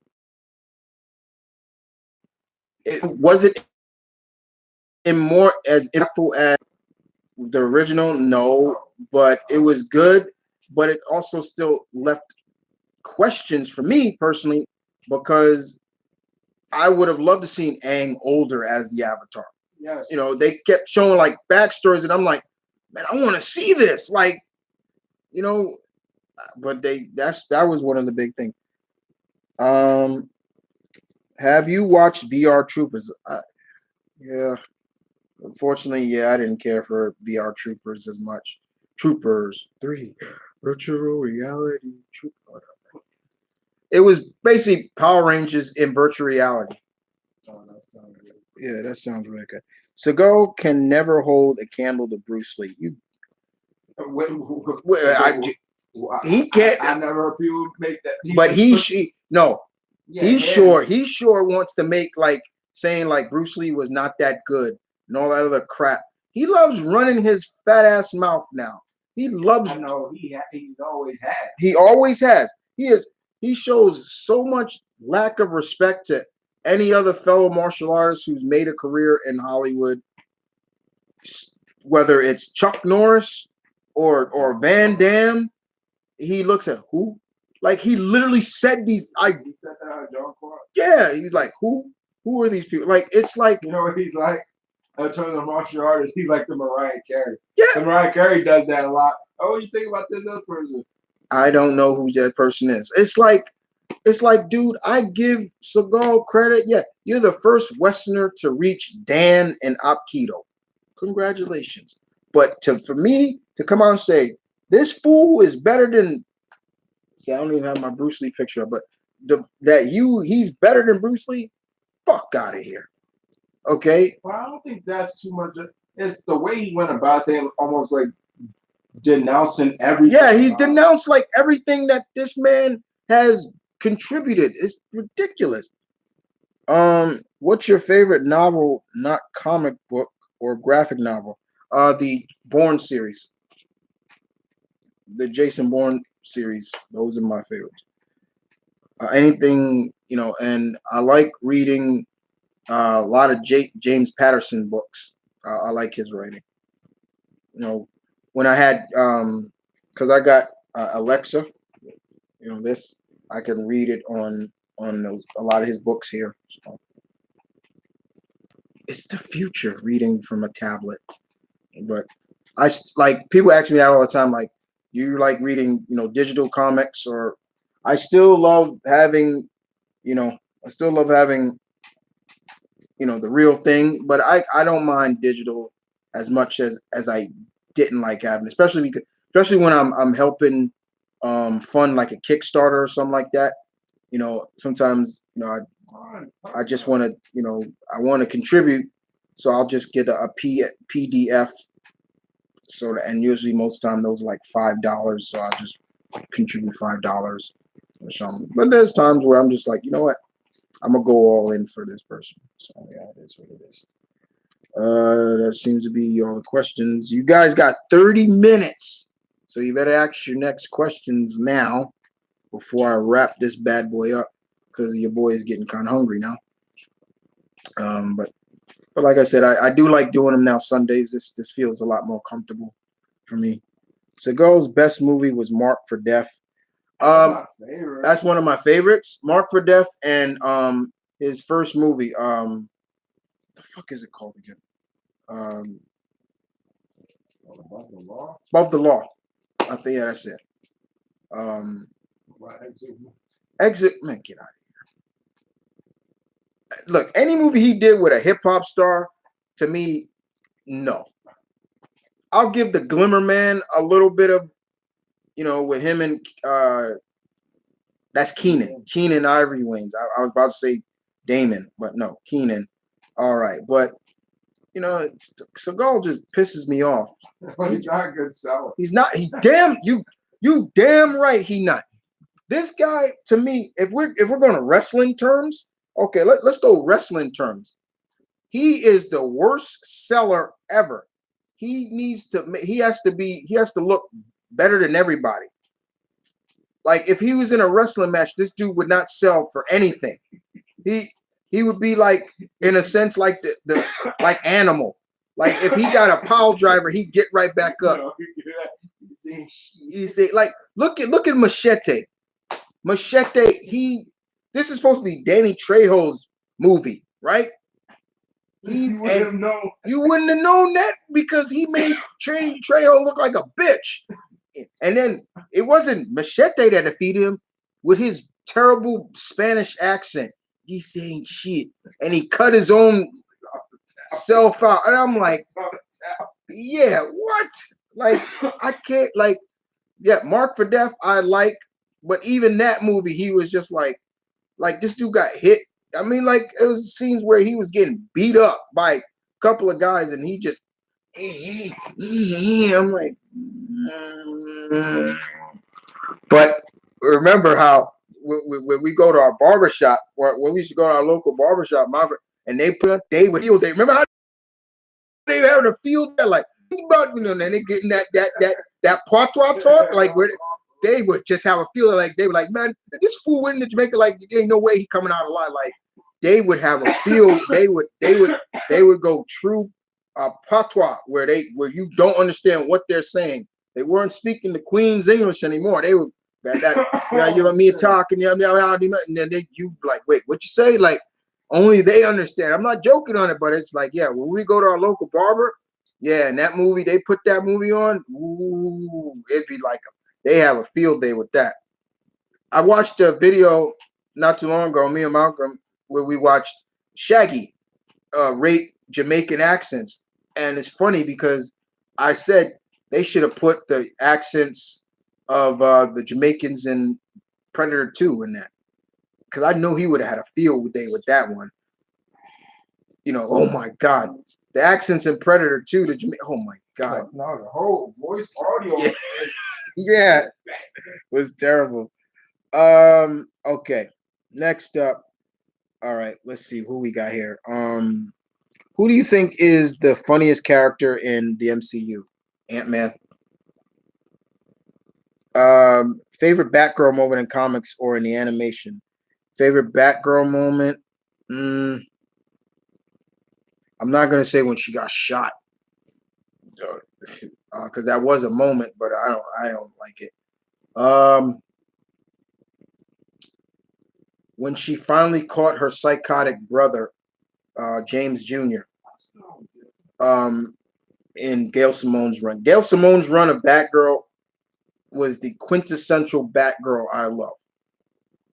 Yeah, her psychotic. Her brother's a serial killer. She caught him. It was great. Last Boy Scout is still a good movie. Last Boy Scout does Travis. Last Boy Scout does not have Steven Seagal in it, so but yeah, I love Last Boy Scout. That's a good underrated Bruce Willis movie. That does not get enough praise. That movie was really good. That focused on, basically sports gambling, like the dark side of sports gambling. The only problem I have with Last Boy Scout, Travis, is the villain. Milo sucked as a villain. I could not take him seriously as a villain because that guy's a comedic actor. I think he passed away too. But every time he came on, like every time he pulled out that knife, like he's like, "What would you do?" Like there was a scene where even Bruce Willis's character even said, "So you're the bad guy, right? I am the bad guy. I'm supposed to be trembling in fear, something like that." I start trembling. I'm like, if they say that, it's like you have no credibility as a villain. And every time he pulled out his little pick stick, Bruce Willis is looking at him like, "You gonna use it or not?" Like, what would you do if somebody said, "Go fuck themselves"? Would you cut out there? You think you're so fucking cool? He's like, yes. You're so fuck. At least one, I want to hear you scream. And then he said, "Play some rap music." I'm just like, and then when they fought, he got that one little cut, and then it's just like, and then what Bruce Willis said, "Hey, I told you, if you ever touch me, I'll kill you." That was it. It was like he was terrible. He was a terrible villain. Favorite Chuck Norris moments. Firewalk. Oh God, yeah, him and Firewalk was great. You want to see his most comedic side? Watch him and Louis Gossett Jr. in Firewalker. Chuck Norris is hilarious in that. I'm like, the dude is hilarious. But a favorite moment, him and Bruce Lee fighting. That was a moment. That was like the epic crossover. But him and Bruce Lee were good friends. They were friends. He talks about it all the time. Another favorite moment of mine is from Sidekicks. Y'all remember that movie? Sidekicks? Because basically, Sidekicks was basically live action Doug. Basically, just the martial arts. But yeah, the funniest part was him and Joe Piscopo, and they were fighting in the tournament. And, he was just like, Norris, I can't wait to see how good you really are. And he's just like, you're only going to see it once. And then there was a part where Joe Piscopo, he's just like, he got beaten. And then he's like, yeah, okay, Norris, come on. And just getting punched in the face. It was hilarious. It was funny. I love that movie. Favorite Black Widow moment in the movies or animation? Favorite Black Widow moment in the movies?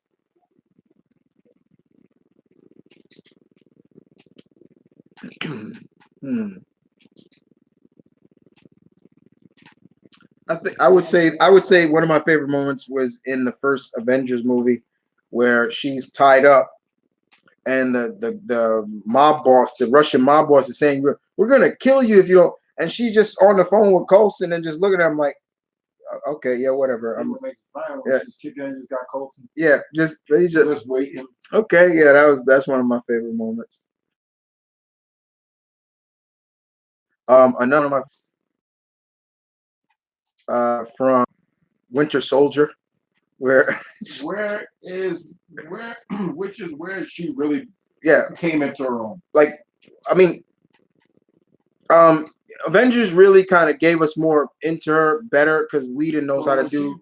But I think is Winter Soldier. Winter Soldier really where you really saw the chemistry between her and Chris Evans, and just okay, her character, and just how easy she can shut that off and turn it on. You know, and my favorite scene is where she is saying to Steve like I owe you, like what you did, you could have just left me, but you didn't. Like, and them intense eyes, she, if it was me in that situation, and I would you have done the, and it was moments. That was good stuff. Yeah, it was a good moment. Uh, let's see. Have you heard of Michael Trapson? He did a parody of Captain EO called Trapson EO. Would you react to it if possible? What the hell was that? I don't know. What the hell? Hold on. Hold on, guys. I'll be right back.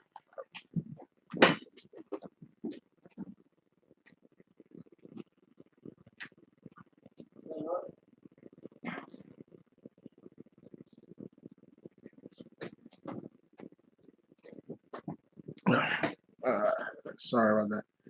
Okay. What is it? Caroline asked me, I'm a airbender full of fire. So you're a firebender, or you're airbender but you're full of fire. Okay. Um, yeah, full of hot air. Okay. Joe Johns, or did you ever watch the Batman the '66 show? And if so, what was your favorite villain? Of course I did. That was a show. That was a Batman show that my father grew up on, and I remember watching it in syndication the first time when he showed it to me. And it was goofy and campy, but I got it. As for favorite villain, I love the Riddler in that. The Riddler in that was great. Let's just get to the point that you kind of drain the fun. If The Rock came to you, I have no problem losing. It's just the way. There's some losses where I'm like, it was a great game. Wait, hold on. Dark Promises. If The Rock came to your house, what would you guys be doing together? Well, the first thing I'm gonna do is record a live interview with him right there, and just ask him some questions. Just hang out and things like that. But yeah. To date, the only time we had Bugs Bunny and Mickey Mouse on the working together, yeah, it was Roger Rabbit. Yeah, Roger Rabbit was like the first big crossover. Roger Rabbit was like the first big crossover. Seeing all these different characters come together. We saw Donald Duck and Daffy Duck together. We saw there were a lot of characters that were not in the Popeye was supposed to be in it, but license couldn't get him in it. But we saw Sylvester and Goofy and Minnie Mouse and this, and it was great. It was great. That was great. All right. Favorite scene in the Mummy movie. My favorite moment in my favorite moment in the Mummy, the first Mummy. I'll go with the first Mummy. Was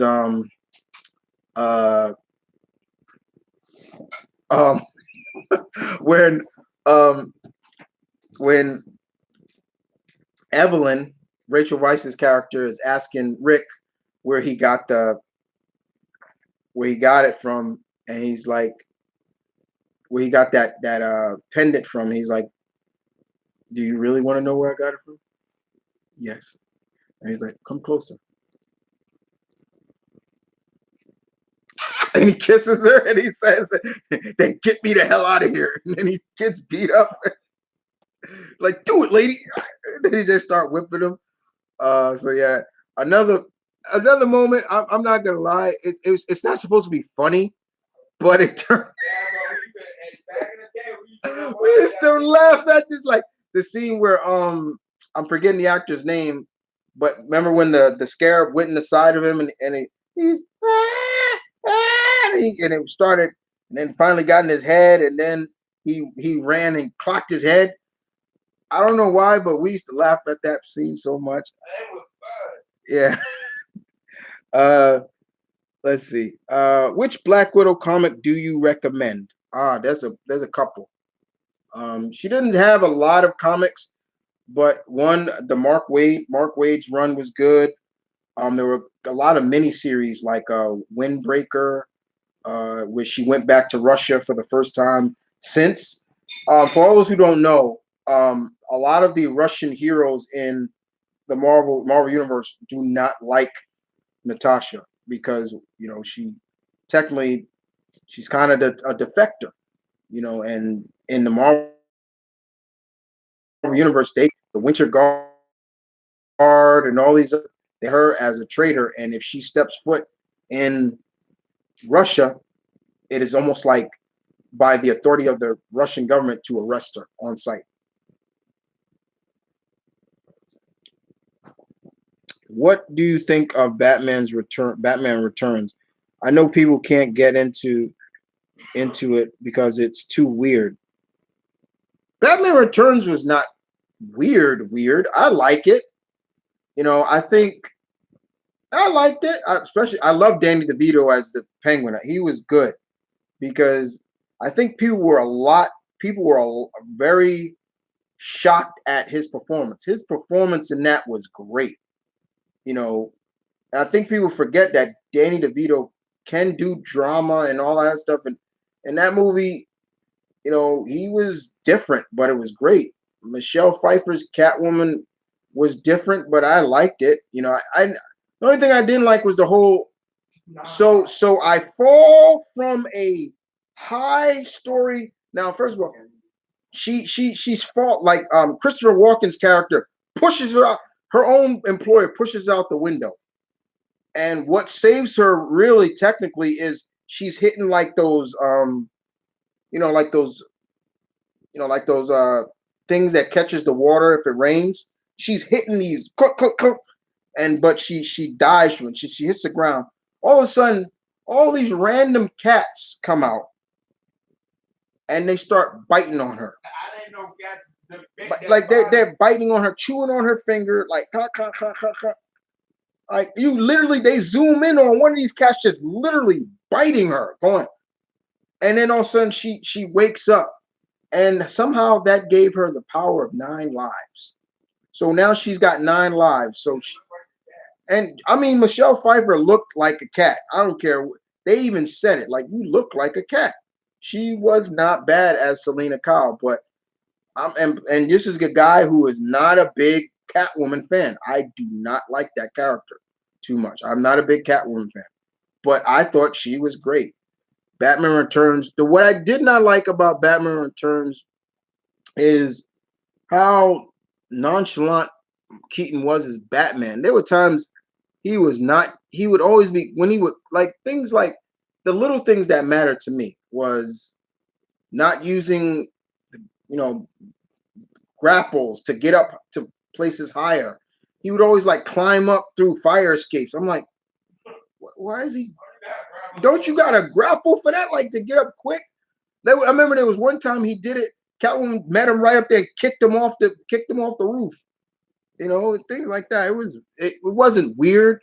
It just felt like there were just things about it that just was off. Like here's the thing also. You can definitely tell out of the two. That one is definitely a Tim Burton. Yeah, that really won just that darkness. I mean, Tim Burton did the first one, but yeah, it just bothered me. Like even just the whole fact that we see the Cobblepots throwing their child away, sending him down into the sewer because of really what reason? Because he had flippers for like his hands look like flippers. They really went with the whole like genetically freaked thing. And it was okay. The penguins at the end. Yeah. Oh God. Yeah. Okay. I'll admit that one too. Like the penguins bury him at sea. It's just like you can clearly see these emperor penguins are fake. They're fake. They're not even dragging him. Somehow he's just sliding down, and he gets. And the only thing else I didn't understand about Penguin is like, why was he always had this black stuff in his mouth? He always had like this black stuff in his mouth. It's something wrong with his blood. Yeah, like is he eating raw fish too much that is building up lactic tar? It was like, why is he? What is that? I just didn't get that. Yeah, it was just weird at times. The funniest part I will say is when he jumped on Batman. He went, and then he's like, he's choking Batman out with his umbrella. He's like, you're just jealous because I'm a genuine freak and you gotta wear a mask. I was like, and Batman he said, you might be right. And he just that was hilarious. That cracked me up with that one. Have you watched Kitchen Nightmare? No. It's amazing that Disney and Warner Brothers would collaborate in a movie like Roger Rabbit. Well, it was a touchstone. It wasn't just Disney, but yeah. Okay, yeah. What do you think is the scariest, best scene from the movie Us? Oh, it was a good movie. Malcolm saw it more than once. I want to see actually that new movie that is by Blumhouse by the out this week. I probably won't see it till like maybe next week or so, but got to pay the bills and stuff first. But yeah, I want to see that movie where he's trying to save his daughter, his niece gets killed, and then she calls him from the past, and it's like, what the? Anyway, the point is, my scariest scene from Us or best. Okay, I go with the scariest first for me. What is it? I don't think it has anything to do with the Wilsons. It has to do with their friends. What was it?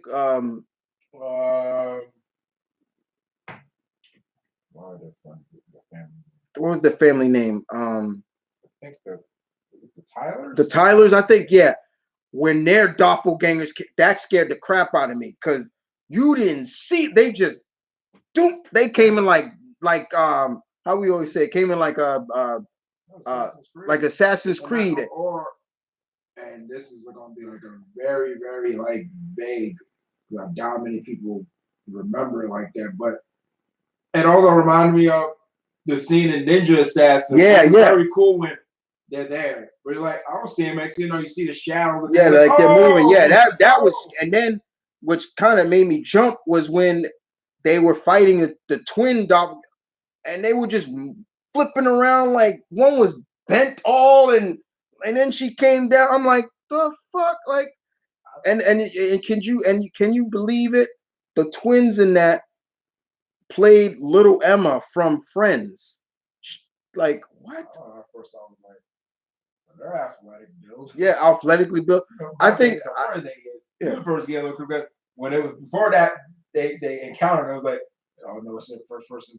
Yeah, first person. I can't deal with first person. But I say another scary part for me because my jaw dropped because he saw it first, and then when he said, "You got to hear," and when Lupita talked as Red for the first time, that fucking my jaw went.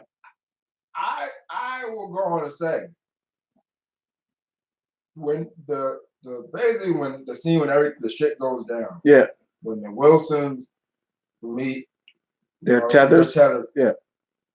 I think that's probably overall the best scene because it's filled with so many things and it's the most tense scene. Yes. Yeah, just them sitting side across from each other, just like, whoa. Yeah, like. And then when she first speaks as Red, I remember I'm like, I'm like, okay, what's gonna be her first word? Well, I'm like, oh shit, did you just hear that? Yeah, like that and scene. And the second time, people were just laughing, and then they just started like, oh shit, no, this is serious. Like you right, like you just hear her talk, and it's just like, and you can literally hear her like kind of gasping for air, and you hear, and I'm like, yeah, it's like what? the fuck? And Like, freaking smiling Umbridge. and Umbridge, and yeah, Umbridge just smiling. Like, that's scary alone. Somebody just smiles, and even when she was coming at them, she was just like like, and I said it before, when they were running, she was running from Umbridge. I'm like, this chick gonna be right there. Like, the moment she came out that Umbridge, she was like, little girl, run, and then she runs, and then Umbridge comes out, and you just see her just going. Oh, I'm like, this chick gonna run down, and she gets to, and but instead of the typical Jason route where it's like, oh, maybe Umbridge falls down. She falls. And no, it's like, let's come around the car. Like, that's what kind of freaked me out. It's like, it wasn't like the typical, she's right in front of you now. No, when she tries to move, you see her just come around the car, and it's like, when did you hear her pass her? Like, and then she smiles. They're behind the only thing, the only thing is blocking them is that car.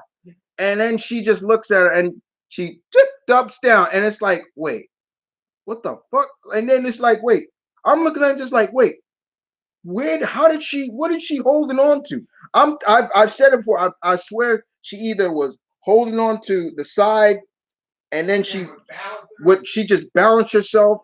She was that strong, and then she just popped up on top, and you just see her shink. And I'm like, and then the guy come out, hey, get off my car. And I was like, yeah. Slip, snippy slip. That was it. Okay, which character in the Marvel Universe has the best red hair? I don't know, because that's like saying which Marvel hero has a lot of muscle. It's like some people go from Inhumans. Who? Medusa? Yeah, she got red hair. Yeah, she got red hair, but I guess it's because it's basically alive. It kind of, I can't really. I know that's kind of a weird question, though. I don't know that, but there's so many red, but it's kind of a weird question. A shame we can't get Marvel and DC to play nice with each other. Yeah, there's another thing. Well, guys, we're gonna end it there. Thank you for coming out. As always, I will be back next time, next month, with 2 more. We may do it the first week. Probably do the first week of September. That'd be the first. So maybe September, or may do it the following week. I don't know. Yeah, I'm gonna do the first open mic the 8th of September, and the next one will be the 29th of September.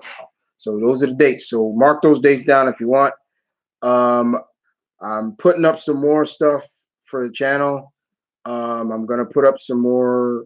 Got some more reactions to go up on Mount Vernon Kid 2 channel.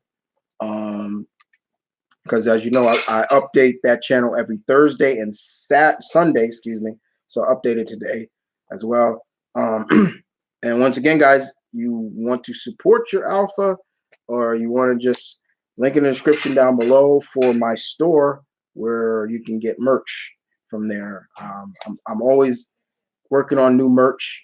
I got plans to do 2 more new merch, 2 more shirts there.